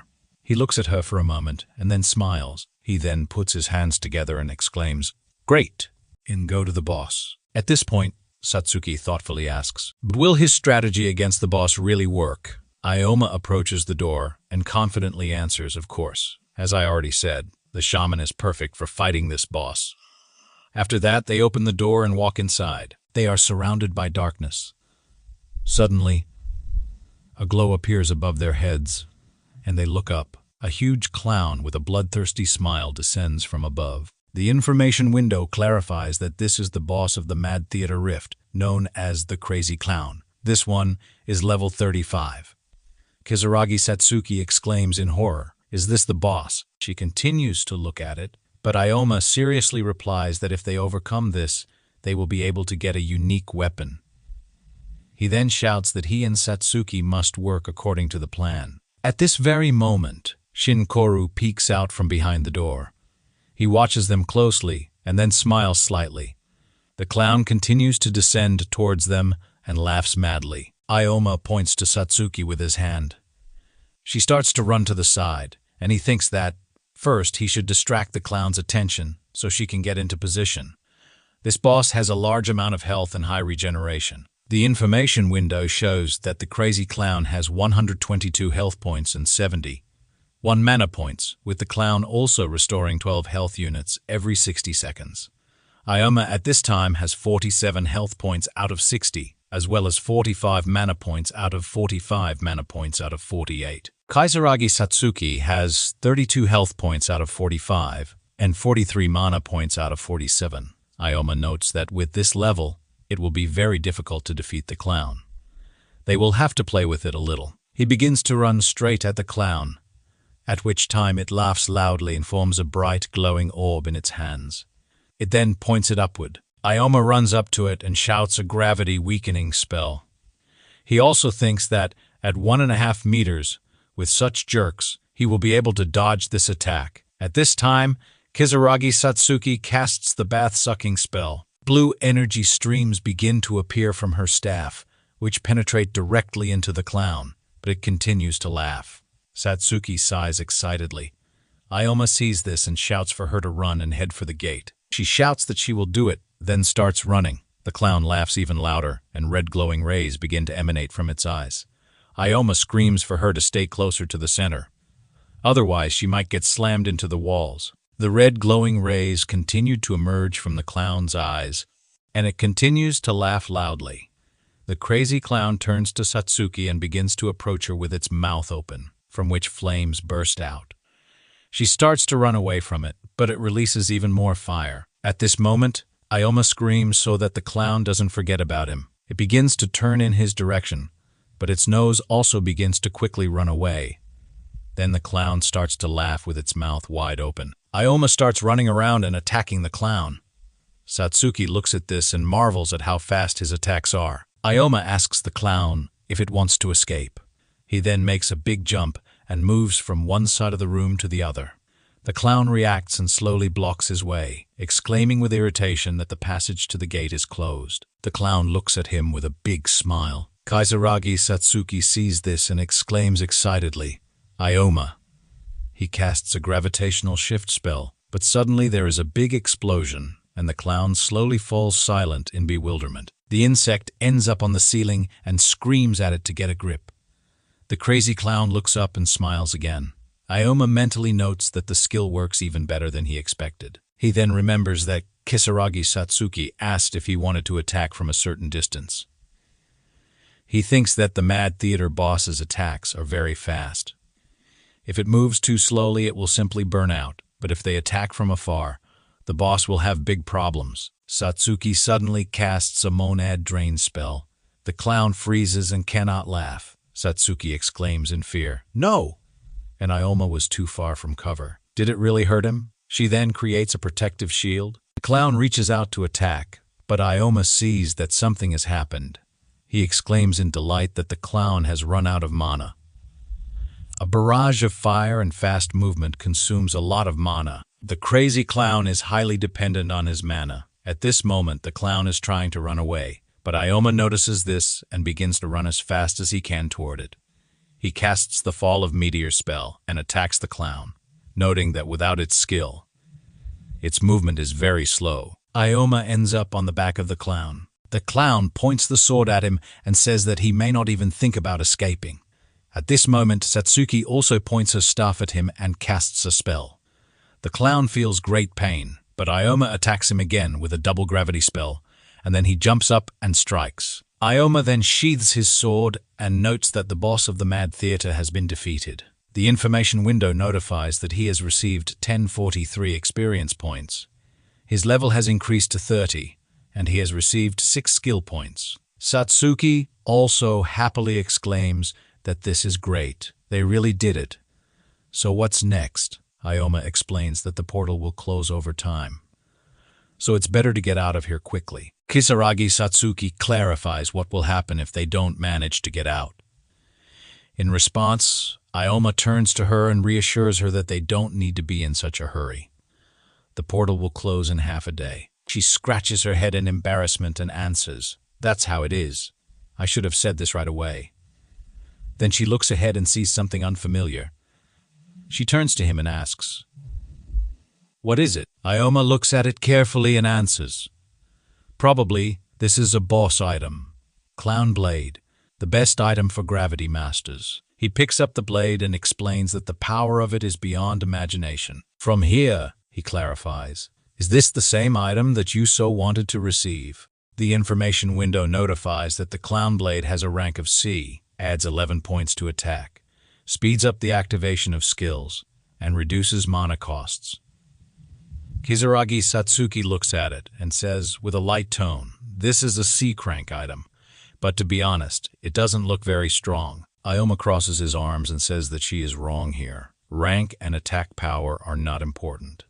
The strength of this blade lies in its ability. It improves all classes that rely on skills. This is the strongest blade possible. He will be able to use gravitational force faster and will also reduce mana consumption. Thanks to this, he will be able to make up for all his weaknesses. Kisaragi Satsuki responds with great surprise, "Now I understand." Ikoma then explains that this is true. The adventurer who received this item in a past life, with the help of its power, was able to rise to a high rank. However, he chose to become an assassin. Ikoma will be able to prevent this. With these words, he tightens his grip on the clown blade in his hand. Ikoma looks at it and thinks, repeating his words, a weapon that makes up for his weaknesses. Suddenly, she gets scared and asks, Ikoma, does that mean you don't need me anymore? Ikoma looks away and regretfully says that he would like to continue their cooperation, but even with this, his mana ends very quickly. Satsuki listens to this and understands, answering, I see. She then aims her gaze at the blade and exclaims, from now on, we're rivals. After a while, Ikoma looks at the information window and notes that his level has also increased. He has some experience points to become the strongest adventurer. Don't forget your agility, or maybe improve your gravity skills first, he thinks. It would be better to take something else. After these words, he presses the accept button and says that everything is fine. The information window shows that the gravity magic skill has been upgraded to level 2. 10 skill points were spent. Also, the gravity control skill has been improved to the 3rd level with 15 skill points spent. Ikoma then takes a closer look at the information window and exclaims, did I get a new skill? After this, the information window announces that a new skill, Gravity Field, has been acquired. He thinks that with the skill of controlling gravity and other weapons, it will be much easier for him to use magic now. He wants to try so many things. Where should he start? At this time, Satsuki stands nearby and looks at him with joy. Suddenly, they both hear someone asking if they were late. They turn to the side and see a stranger in front of them. He comes out from behind a column, clapping his hands and asking, are you finished yet? Ikoma looks at him and thinks, what a bad time this is. Did he use the disguise skill to hide his presence and watch their battle? If they had lost, he would have used the information about the boss's skills to defeat them without any problems. Most likely, this is exactly what he wanted to do. This is, of course, a complete act. But in his past life, this often happened. Then he looks even more carefully at the guy with red hair and asks, have I met him somewhere before? He then realizes that it is Shin Kuru. He is the wielder of a clown blade from a past life. He's an adventurer killer. Why is he here? It took him a lot longer to get here. Before, they couldn't meet him during the boss fight. Then he realizes something again. This can't be happening. In his previous life, he did exactly the same thing. For the sake of this weapon, he killed the adventurers who remained after the battle with the boss. What's the matter? Shin doesn't answer but asks, what an interesting weapon you have. Is it a boss item? Can I look at it? Ikoma clutches the blade tighter and says with a sly grin that he most likely won't allow this. Kuru looks at him and thinks he's a fool. He shouldn't have let his guard down. As soon as he kills, he then had a little fun with his girl. He asked why Ikoma didn't follow with his feet. At that very moment, he quickly ran towards him and made a fatal lunge. Ikoma managed to react and dodged. Kuru ran past without hitting him. Then he turned and exclaimed, wow. Immediately after this, Ikoma tried to counterattack Shin Kuru, but he also managed to fly to the side. Ikoma irritably thought, what a pity that he managed to evade. He wanted to stab him while he was using his skill, but he moves too fast. Compared to them, he is on a completely different level. Shin Kuru then turned to them and said that it was funny. How did he understand he had already killed many people? No one could guess. Kisaragi Satsuki fearfully asked Ikoma, what is this? He shouted to her that Shin Kuru wanted to kill them and take the blade. He is a killer, a master of speed. This is a class that specializes in surprise attacks, Ikoma said. Kuru replied that it was not nice to tell everything at once, but so be it. He wouldn't talk for long. After that, he looked at the blade and told Ikoma to give it to him. Then perhaps he would spare their lives. Ikoma looked attentively and did not answer. The problem with solving a crime in the dungeons is that no one can find the evidence. He was sure that Shin Kuru was not the type to just let him go. Kuru looked back in bewilderment, suddenly started laughing, and said that Ikoma was right. He is smart and also brave. But very soon he will beg for his quick death with these words. He began to prepare for the attack. Ikoma also stared back, not at all intimidated by him. It's getting dangerous. Shin Kuru was a killer who hunted adventurers, and it was he who wielded the clown blade. Ikoma should have considered the possibility that he might arrive at the rift earlier. This miscalculation could cost them their lives. He was dumbfounded in anticipation of the terrifying turn of events. Satsuki, with a saddened look, said to him, "Ioma." He shouted at her not to come, causing her to narrow her eyes. The assassins specialize in fast and unexpected attacks. They target spellcasters first. If they are nearby, then we can assume that the person is already finished. Therefore, she should under no circumstances approach him. He covered her with his hand and said that he could handle it on his own. Ioma looked at Koru with a menacing look and thought, even alone, he is a strong opponent. But against Koru, he has no chance to cope. Their level difference is too big. There is also a difference in skill. In addition, he will definitely aim at Satsuki. Koru pointed his knife in her direction and screamed loudly, which made her dumbfounded. Ioma used a gravity reduction spell, pointing his sword at Koru. Koru was surprised by this action and said, "Wow, what's the matter?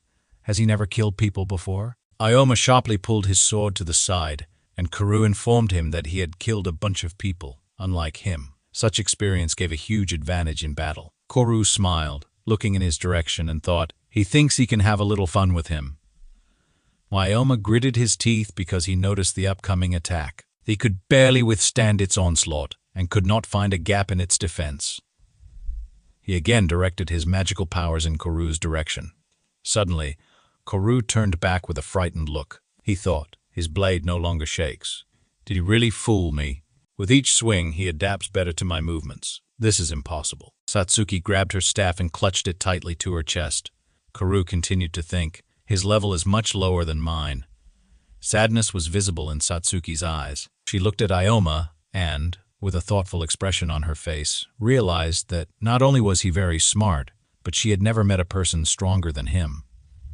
A bright magic circle formed behind him. He thought, looking intently towards Koru, it's good that they managed to get the clown blade. By speeding up skill activation, he can switch between his skills faster. This helps him a lot in his battle with him. Plus, mana consumption has been reduced, so there's no need to worry about that for now. Koru got angry and shouted loudly that Ioma was annoying him. Enough games. At that moment, a blow hit his face, and he flew to the side. He gathered his courage, tried to straighten his position, and looked at Ioma with hatred. Ioma, in turn, used the poison needle spell and directed his magical powers toward him. Koru was very surprised and shouted, "What? This cannot be." He stood there in a daze, wondering if he had deflected a poisonous needle at such a distance. Koru stared at him and sharply shouted that he was just lucky. After these words, Koru suddenly ran to attack him and shouted that he should not confess. Ioma was right in front of him. Koru smiled an ominous smile and realized that he was caught. After that, he pointed his knife to Ioma's throat and used a fatal lunge. However, Ioma, in turn, created double gravity. Koru flew to the side, grabbed his hand, and screamed that he was in great pain. Ioma stopped and said, "You are too predictable." When using skills, assassins always aim for the neck. Koru got angry and, looking at him intently, wondered, "Who is this kid?" "Whoa," Ioma continued to speak to him with an arrogant expression on his face. No matter how many times he uses it, his movements are. Opposite them, at some distance, was Satsuki, who waved her staff a little and used the darkness bullet spell. Koru came to his senses when he saw a bright light above his body, which is why he suddenly tried to rush from his place and realized that he was in a terrible situation. Ioma, at that moment, swung his sword and attacked him straight in the face. His blood spilled. He screamed loudly in pain and said, "What a freak! How dare he do this?" His eye was destroyed. He grabbed his bloody face with his hands, and Ioma thought he already knows all of his skills, so he failed to take him by surprise. With the help of gravity, he can keep up with his movements. But the whole problem lies in mana. After the boss fight, there was almost none left. The system window reported that he was level 30. His health was 35 out of 64, and his mana was 8 out of 51. It was only a matter of time before the mana ran out. If this happened, it would simply kill him. He jumped up, sword in hand, and shouted that he needed to end this. Koru grabbed the dagger with one hand and realized how terrible it was. He continued to hold his face with his hand and wondered, looking at Ioma with one eye.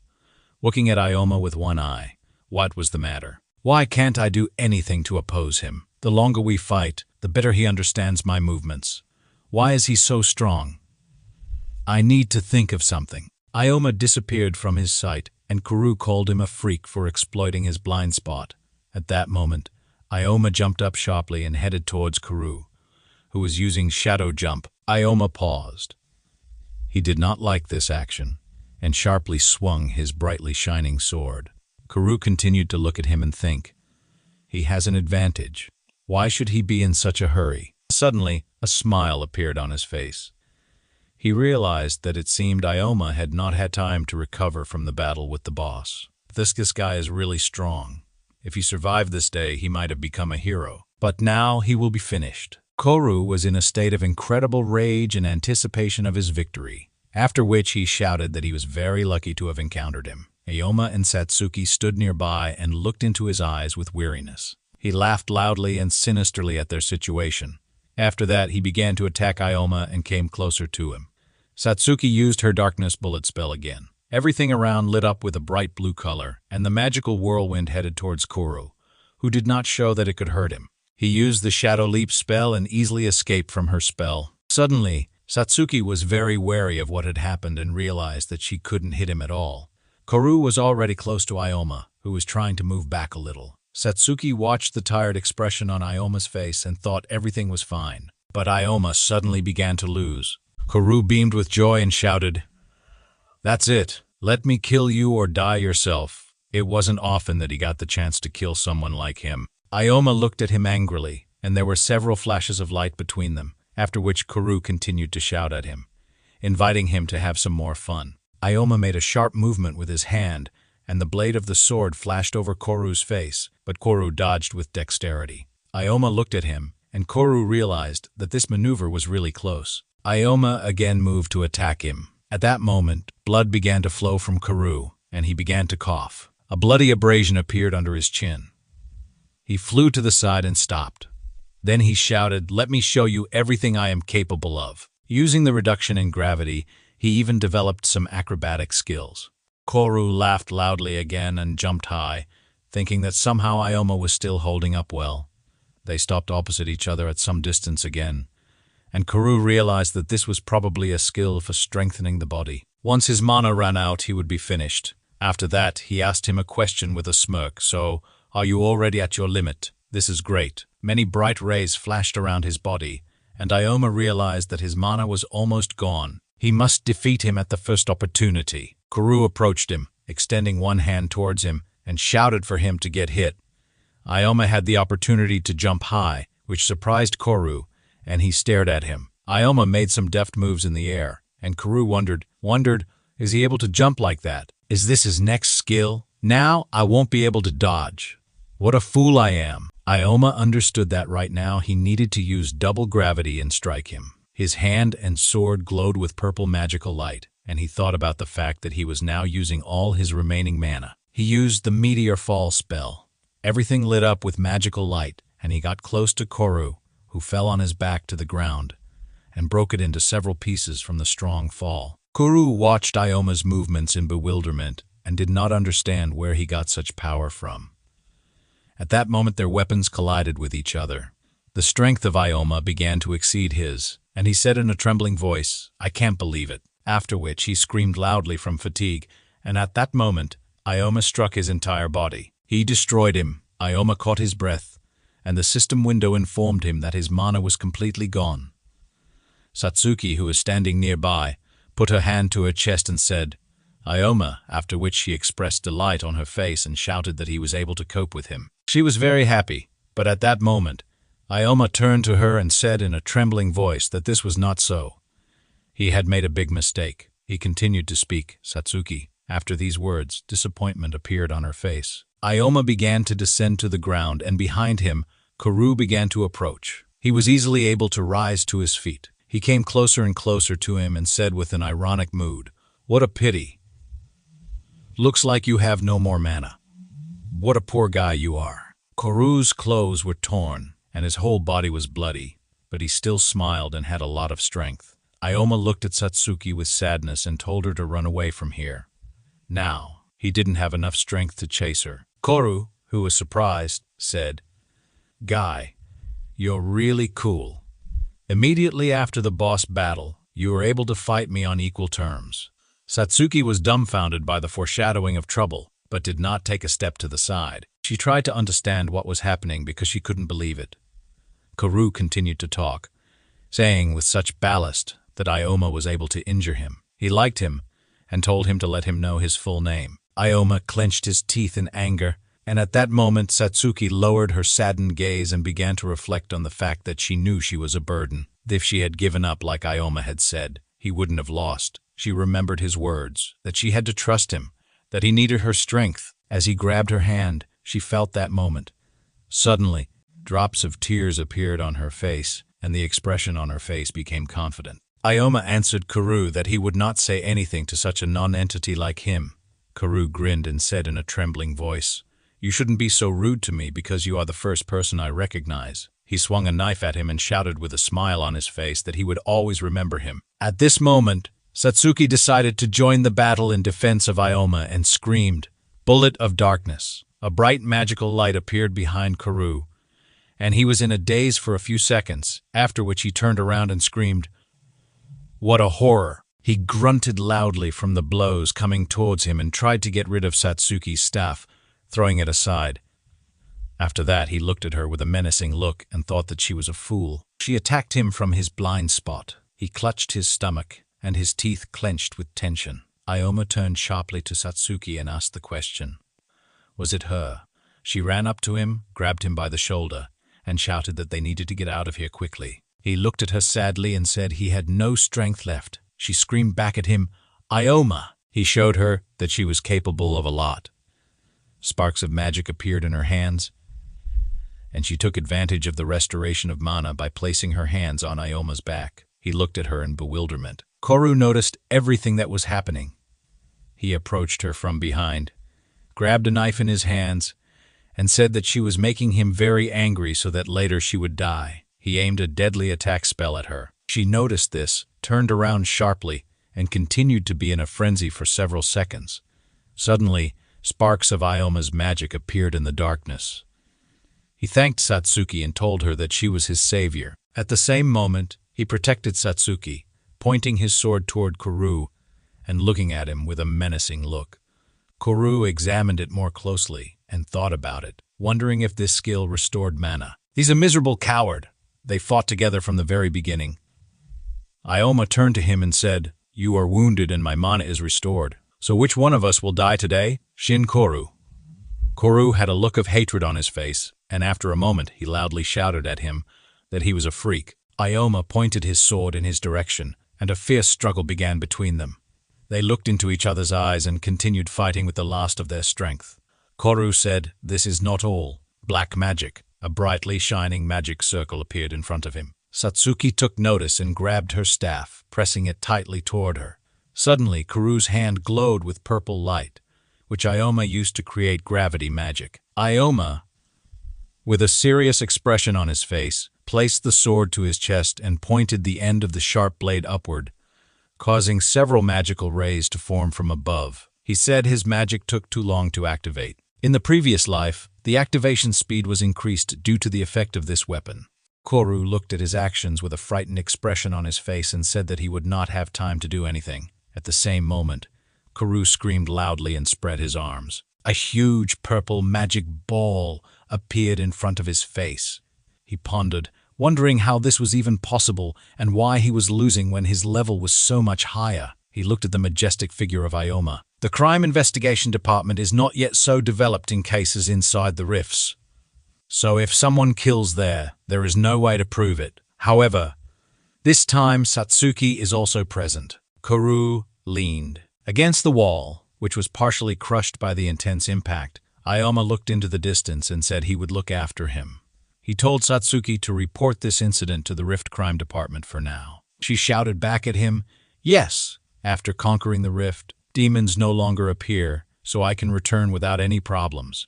She ran towards the exit. Ikoma looked after her with a serious expression on his face, while Kuru, holding his hand with a tired expression, looked at him and thought, "He's just a child. Where does he get so much strength?" Ikoma turned to him, and a bright spark appeared in his eyes, which made Kuru very scared when he saw it. He realized that Ikoma was radically different from everyone he had ever met. Who is he anyway? After some time, Karu and Satsuki found themselves in a public institution. They sat opposite each other at a table, drank beverages, and looked at something on their phones. Ikoma read the news that a serial killer of adventurers had been caught. The Rift Crime Squad was able to capture a dangerous criminal. Ikoma wondered, looking away to the side. Does that mean he was captured safely? Satsuki replied with a satisfied smile on her face. She thought they would ask a lot more questions. Ikoma said, crime in the Rift is difficult to solve. If the perpetrator is unknown, the department will drop the case. With the emergence of faults, the situation in the country had changed greatly. The crime rate outside the faults had decreased, and control over emergency situations had increased significantly. Also, due to changes in social structures, the number of poor people had increased sharply. This is not surprising because their well-being has now faded into the background, he said. Satsuki spoke, acknowledging that she knew there was crime in the rifts, but did not at all expect that they might encounter a killer. He asked her again, "Are you worried?" Such incidents are not uncommon in the life of an adventurer. Such is their world. Unfortunately, this does not apply to him. But this does not mean that there is no other way to survive than to become an adventurer. Satsuki grabbed her sweet drink with both hands and said, "If I said I wasn't worried, I'd be lying." After these words, she remembered how he thanked her for saving his life and said that, at that moment, she felt that she had become a real ally for him. She was very happy and was sure that she would have to go through many more trials. But when she was next to him, she had the feeling that she was capable of anything. She said this in such an emotional outburst that Ikoma was dumbfounded with surprise. Suddenly, he felt a little uncomfortable. He looked away, scratched his face, and said back to her, "Well then, I hope for you in the future," and gave her his hand to squeeze. She shook his hand and said with undisguised delight, "Yes." After some time, she finished her drink and they continued talking. He thought, looking at her carefully, Kisaragi Satsuki is not a bad person. She continued to tell him, with embarrassment on her face, that there was a lot she didn't understand yet, so she tried to do everything she was told. But someday, she would learn to make decisions on her own in order to always be useful to the team. She also thought that I didn't like this trait of hers, and that was probably why AI was so angry at her. But when she was around Ikoma, she felt like she could overcome any difficulties. She imagined them in a relationship, which made her feel very embarrassed. Ikoma watched her expression with a dumbfounded look, and she said, "If it bothers you, I would like to stay in the group with you forever." She looked at him with incredible admiration. He had nothing to answer, so he spoke like this.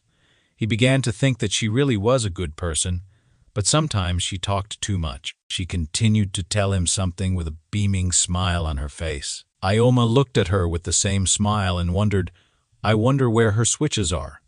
At that moment, strangers noticed their presence, were surprised, and began to whisper among themselves, wondering if these were not the two heroes from the rumors. They defeated the boss and caught the killer in one day. Ikoma heard these remarks, turned to the people and said, "It seems we are now celebrities, and that is putting it mildly." They both turned to the side and noticed many people gathered nearby, watching them. One of them was Z, who was holding a phone in his hand, and with a smile on his face said to Ikoma, "Now you are on the lips of all." Ikoma pronounced his name. He came closer to them, looked at the phone, and said he didn't exactly remember the name, but that he was now in every video. They collect information from various sources and create their own legends about him, he thought. Of course, his real name was still unknown. Sometimes people greatly exaggerated, but the fact remained that he was now a celebrity. Z shouted loudly, causing Ikoma and Satsuki to be dumbfounded. Z continued to say that this was why he would definitely recruit them into his team. Suddenly, Ai appeared, shouting to Satsuki with joy on her face that she had finally found her. She came closer and said with a fake smile on her face that she had been looking for her everywhere. She took her hand and apologized for saying too much to her. She had thought about a lot, so she asked her to come back to her. They are allies after all. She looked at him in surprise and asked again. I, immediately asking her a question. "Well, how much could you earn for clearing the rift? Surely you've raised your level." At this moment, Satsuki's expression changed to sadness, and she did not answer. I continued, saying now She was confident that Satsuki would become an indispensable part of the team. Satsuki turned to Ikoma, who was sitting opposite her in the same frenzy, and told him that it had become too noisy in here. She invited him to leave. He agreed with the proposal, and the two of them walked away from the annoyed C&I, who were angry at their refusal. I shouted after her to stop and not leave, but Satsuki and Ikoma still left the room and went for a walk along the streets of the city. Ikoma turned back and asked Satsuki if they were friends. She asked him not to say anything. It was as if he were a stranger. He was a little embarrassed by her indifferent answer and said that he understood everything. She told him that the video from the incident had become really popular. He said that videos from faults always attract a lot of attention. These recordings are posted on the websites of many popular companies. Strategies for capturing rifts, Asmista, the sounds of rifts, and live broadcasts straight from the rift. They don't do it for fun. It's all for views and profit. They understand that the fault is a dangerous place, right? Satsuki suddenly shouted back. So many people were sitting on guard and watching. Should I really unsubscribe from the channel? He told her that she could do whatever she wanted, after which he wondered, is she really their fan? After some time, many sounds were made in one of the dark caves. The girl looked at her phone and mocked. This month, there were over 1 million views. I am the best. I am the best. I am the best in the world. Suddenly, she saw the video and wondered what was going on. Serial killer? Mysterious adventurer? What was this? This video had way more views than hers. The knight standing behind her told her that nothing could be done about it now. This video was more popular than hers. Madam, she asked him again, is my video more popular? He replied, no, you should make a new video that will top this. Many people liked how quickly they cleared the rift, but she didn't like this guy. This lady's name is Sanji Saya, and she is a rift explorer. After some time, Ikoma and Satsuki were again in a public place, sitting at a table opposite each other. Suddenly, Satsuki asked him with embarrassment about her weapon. He replied, exactly. As you level up, the rarity of the monsters you need to defeat also increases.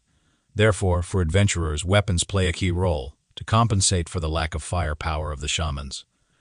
They need an expensive staff, so in the next rift, I hope to earn as much money as possible. Satsuki became sad and said, putting her hand to her chest, that the staves were probably very expensive for her. He asked her not to worry and said that he wanted his comrade to have a good weapon. These words resonated with Satsuki's heart, and she enthusiastically repeated them in her thoughts. Comrades, that's right, they are just comrades. Ikoma answered her with a trembling voice, puzzled by her behavior. Yes, he said, and he himself began to think about what a naive girl she was.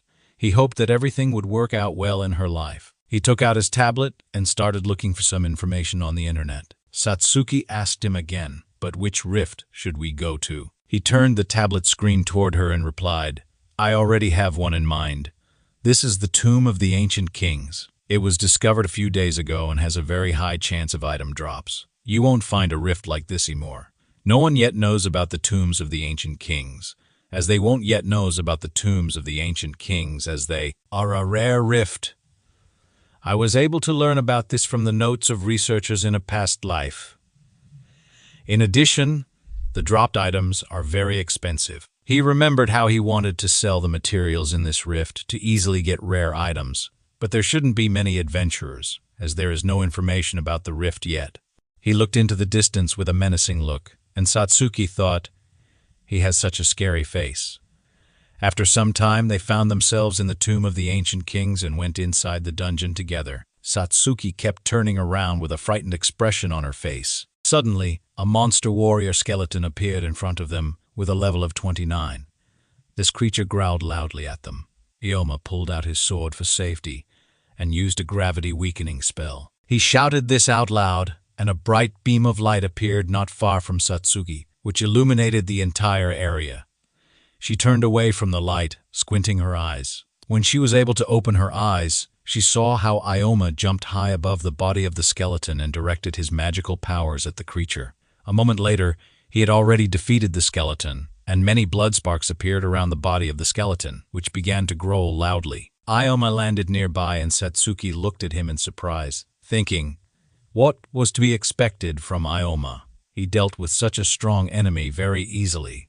Piercing attacks were not effective against skeletons. The skeleton smiled, and Ikoma turned sharply to Satsuki and asked her to attack the creature with her magic. She heard him and screamed back, yes. After a moment, she straightened her staff, and her entire body glowed with blue magical light. At that moment, the skeleton tried to strike Ikoma with his sword, but he was able to jump away. Suddenly, Satsuki used a dark bullet spell and directed her powers toward the skeleton. After a moment, many fragments scattered everywhere. Ikoma silently opened the system window, and it reported that 240 experience points had been received. He said, "Okay." All that was left of the skeleton was a sheen and a few bones with a skull on the ground. He carefully examined the remaining glowing bones and moved closer to the spot. But suddenly, Satsuki informed him with a joyful expression that there was something else there besides the magical stuff. He replied that they were lucky, after which he picked up the blade of the ancient kings. Rank D, attack power 8. It was a mysterious blade emitting a blue glow. Satsuki looked at him questioningly, as he said that they were very lucky because they could sell it for about 400,000 yen. She was surprised and screamed, "That's so much," he spoke in response. Examining the blue blade. "Such a blade can be found in few places, so we'll quickly find a buyer." She was very happy and tried to say something, asking him in a trembling voice. "Then how much can we earn?" he replied. 3 million yen. "I know how long it takes to get such a weapon. This is a very reasonable price." She screamed back at him in incredible surprise. 3 million, he replied with a calm expression. "No one has found out yet that this is a rare rift, so we're taking full advantage of it. We should not stop for 3 days. We'll continue to obtain items." Satsuki said in a trembling voice, "If we mine items for 3 days, we can make money." At that moment, she interrupted her remarks and began to count. After a moment, she said, "What a wonderful place this is." Her face turned red with joy, and suddenly, Ikoma heard some sounds and turned around sharply. He then said, "Someone's fighting in that direction. Maybe we should check who's there." She followed him with a surprised look. Suddenly, a very loud scream was heard in the rift. It was the cry of the mummy monster, which was next to the knight and his mistress, Saya. The two of them were fighting the monster. The knight was the first to attack, swinging his sword in front of the mummy, which continued to growl loudly. Bright, bloody splashes began to appear from its body. The knight turned to the lady and said that he was sure she could handle this. Saya smiled, watching the monster's movements, and asked him a question. "Manager, is the camera ready?" He replied that everything was ready and held a camera in his hands, pointing it toward the upcoming battle. She began using magical charm and a fire blade to defeat the mummy monster. All her actions were recorded on camera. Her sword began to glow with a fiery light as she jumped sharply and moved to attack the mummy. She deftly swung at the monster and, after a while, landed with a joyful expression on her face. She stood up and said into the camera, "Hello, everyone. Researcher Sanji Saya is with you today. We decided to explore a completely unknown rift." She began to make a report and show the entire area in the rift, reporting that she was able to destroy the monster with one blow. It seems that this place is not so dangerous. At that moment, Satsuki and Ikoma saw them nearby. They came a little closer and began to look at them. Satsuki was surprised by what she saw in front of her and said with delight, "This is a rift explorer. It's definitely her. I've seen her on several sites with videos of faults." She said to the camera, "Thank you for your support, guys." And suddenly, there was a look of bewilderment on Satsuki's face. Ikoma looked at her with a menacing look and frowned. Suddenly, Satsuki remembered the words of Ikoma, who had said that they weren't doing this for fun. It's all for views and profit, and she opened her mouth in shock, coming to her senses. Exactly, Ikoma doesn't like fault explorers. Suddenly, the knight, who was filming the happy Sae, saw someone's legs from above through the camera angle and wondered what they were. He then raised his head. Saya noticed this, which is why she also turned around, saw Ikoma and Satsuki, and screamed, "What? Why are they standing there and ruining such a shot for me?" These words irritated Ikoma, and Saya continued to scream. "I've wasted so much time on preparation, and everything's gone down the drain." She pointed her finger at them and continued to blame them for what had happened. Ikoma and Satsuki began to go down the stairs toward them, and he asked her a question. "Isn't it shameful to deceive your fans?" She replied with a grin. "It's just a show.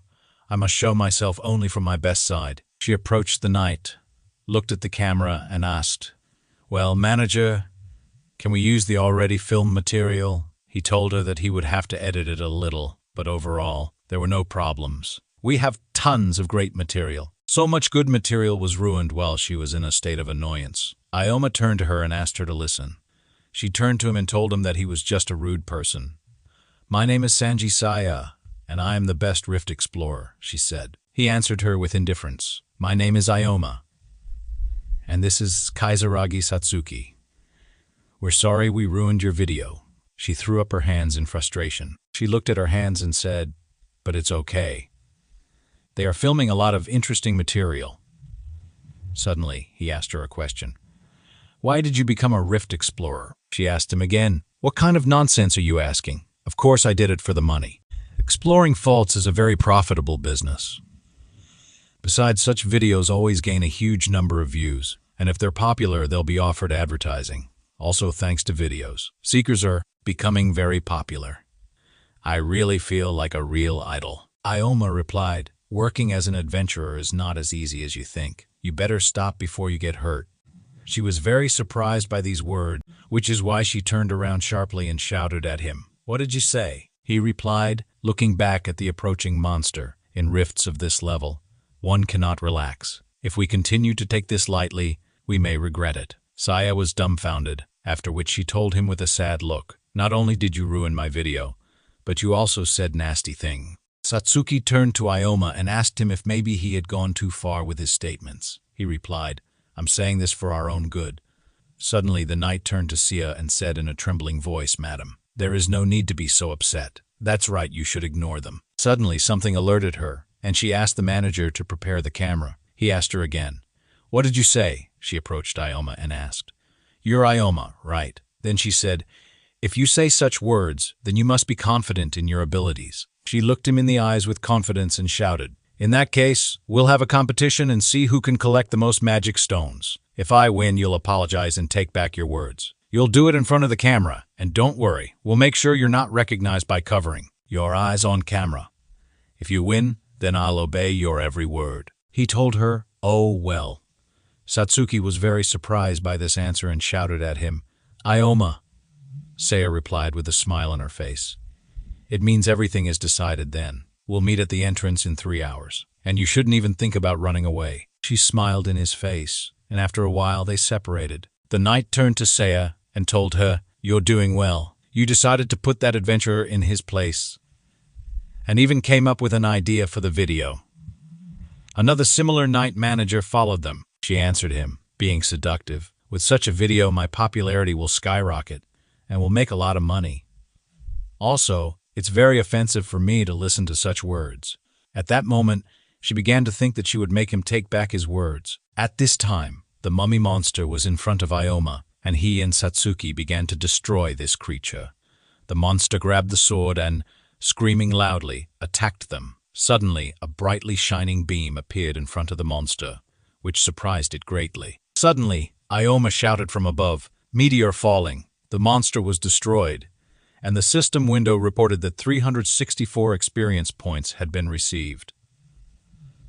The level was increased to 31, and 3 skill points were received. He looked into the distance and thought, usually the undead are very slow. Jump up with the help of gravitational shift. Then finish off the monster with the help of doubling gravity. That's great. We got another artifact as expected from a rare rift. This is the Gauntlet of Ancient Ruins, Class D. Satsuki, standing nearby with her prepared staff in her hand, said, "Ikoma," and then asked the question, "Maybe you shouldn't have gone overboard with her like that." He replied without turning to her, "I'm annoyed that they're using the rifts to film some kind of video. I'm not going to lose the argument. If they understand that it's dangerous, then it will benefit them. However, if items continue to fall so frequently, it will be difficult to carry it all away." He went down to the bag on the ground and began to open the lock, after which Satsuki herself realized that she already had a full bag. After some time, they approached a brightly glowing entrance. They went inside and found themselves in a closed room with many statues, one of which was quite huge. Satsuki wondered what it was. Is it a dead end? Suddenly, the huge statue emitted some kind of radiance from its eyes and began to growl loudly. Satsuki turned around sharply and saw that the gate behind them had closed, and now there was no way for them to get out of here. She screamed in fear, "What's happening? The exit is closed." Ikoma realized that this was a rift trap. Rift traps are special traps that appear in rifts. They're essentially just traps, but they can be used to your advantage, especially in a portal. He clenched his hand into a fist with a confident expression on his face, and realized that he should not miss such a chance. "We must get ready. The test is about to begin." The monster growled loudly. The creature's eyes glowed a bright blue. They must prove that they have the wisdom of kings and answer 3 questions to this creature. If they make even one mistake, they will lose their lives.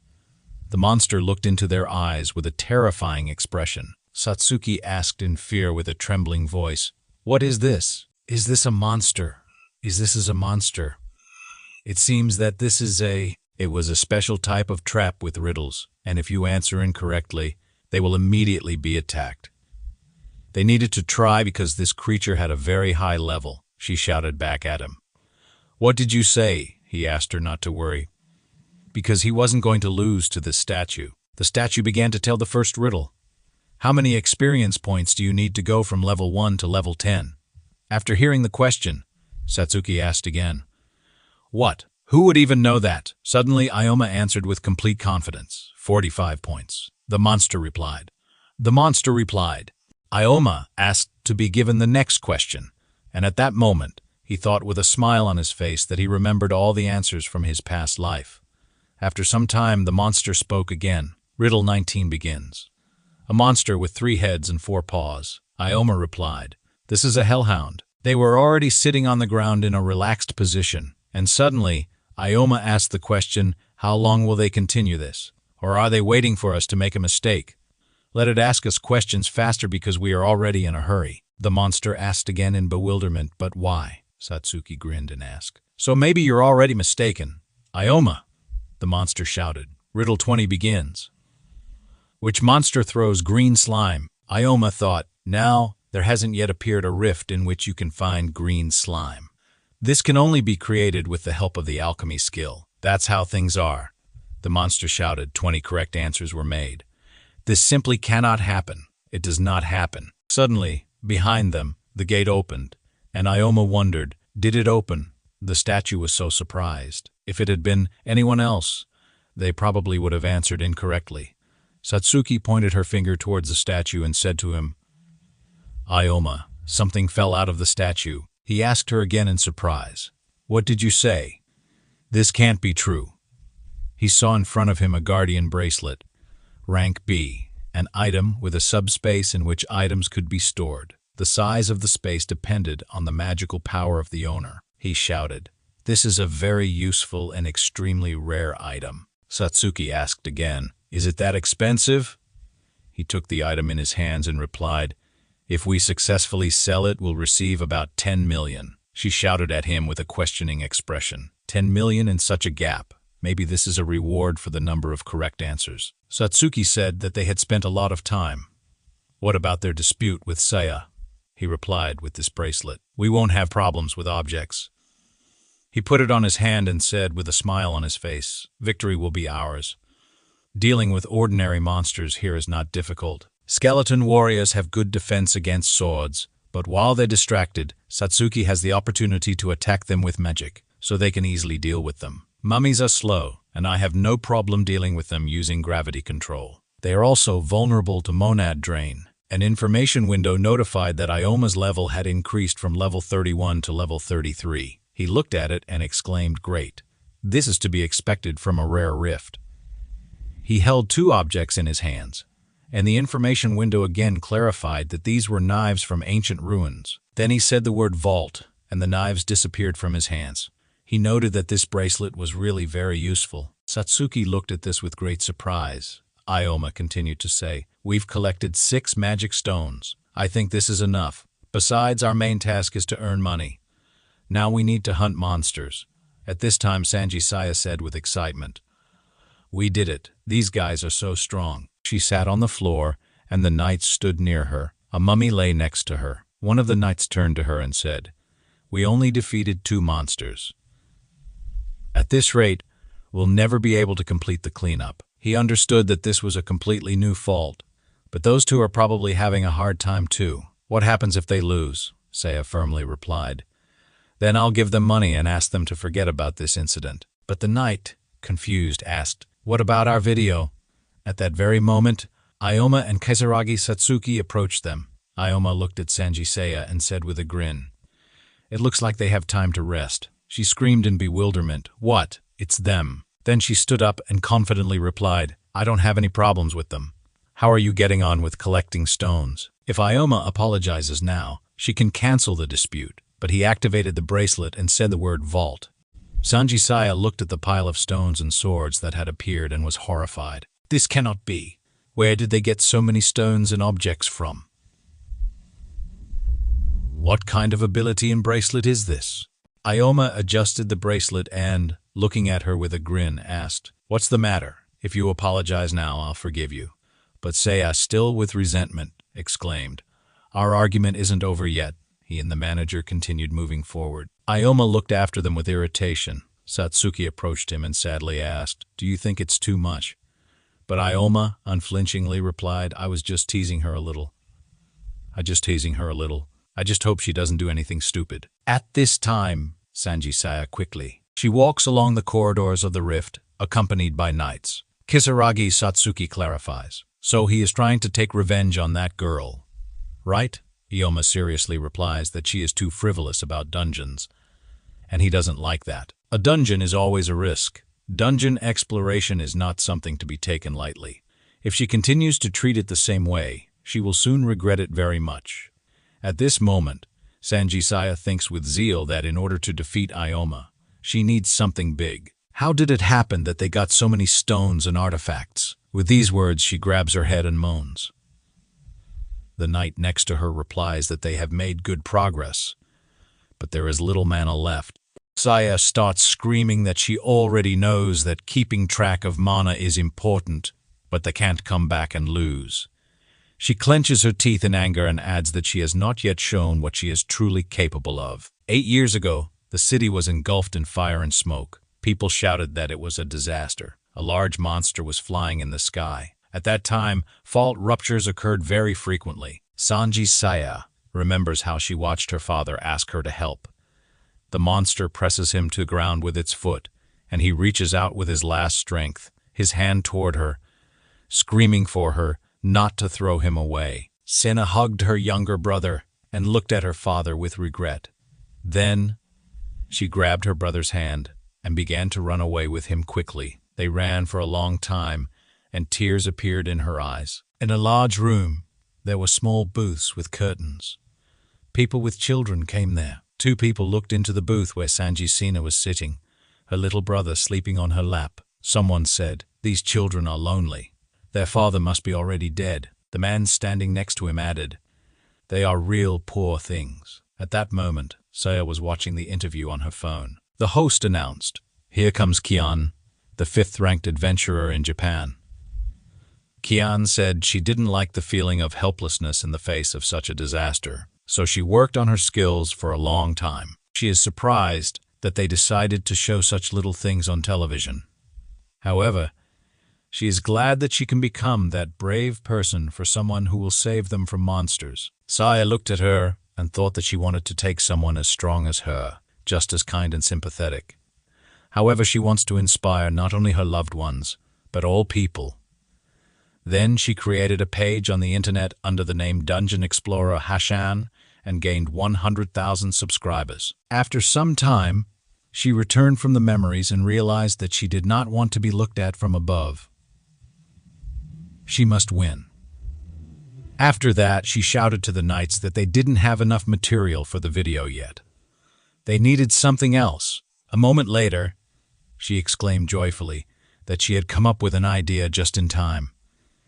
With these words, she began to run forward along the rift corridor.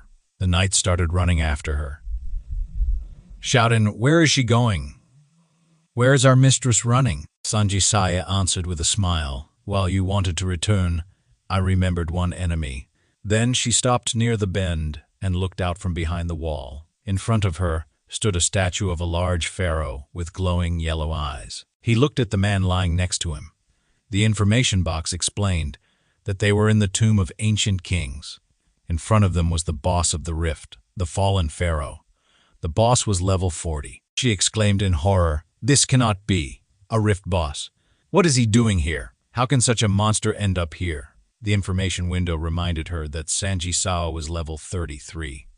She thought she couldn't handle this boss. The knights began to speculate that it seemed the pharaoh was pursuing other adventurers from the depths of the dungeon. They would not be able to oppose the pharaoh. They needed to escape. Saya agreed with fear. "That's right. If we find a narrow passage, he won't be able to pursue us." But suddenly, she hears something and turns her head. She sees how the girl who lies at the feet of the fallen pharaoh reaches out to them with her hand and asks them to help her. Sanji Saya recalls how the monster tortured her father. She also recalls an interview with Kian, who said that she didn't like the feeling of helplessness in the face of disaster. Saya now understood why she was so attracted to Kian. Because she was desperate for help, but she won't run away anymore. She then runs to help the girl. The knights ask in bewilderment, "Where is our mistress going?" She screams at them to run away without her. Saya then runs up to the monster and uses her sword to stop it. She shouts to the adventurous girl that she will detain the boss, and the girl must run away. The girl stuttering replies that she is very grateful to her. The rift boss sees this and swings his sword, about to hit her. But suddenly someone appears in front of her and shouts that he won't allow this. Sanji Saya sees the knight in front of her and asks, "Why is the manager doing this?" He replies that he is the manager doing this. He replies that he is the mistress's main admirer. How can he just run away? Although he is not very good at fighting, he will also show everything he is capable of. At this moment, the pharaoh holds a weapon in 2 hands, and with the other 2 hands, he takes out 2 more. The knights also get ready and take out their swords. The pharaoh's laughter is heard.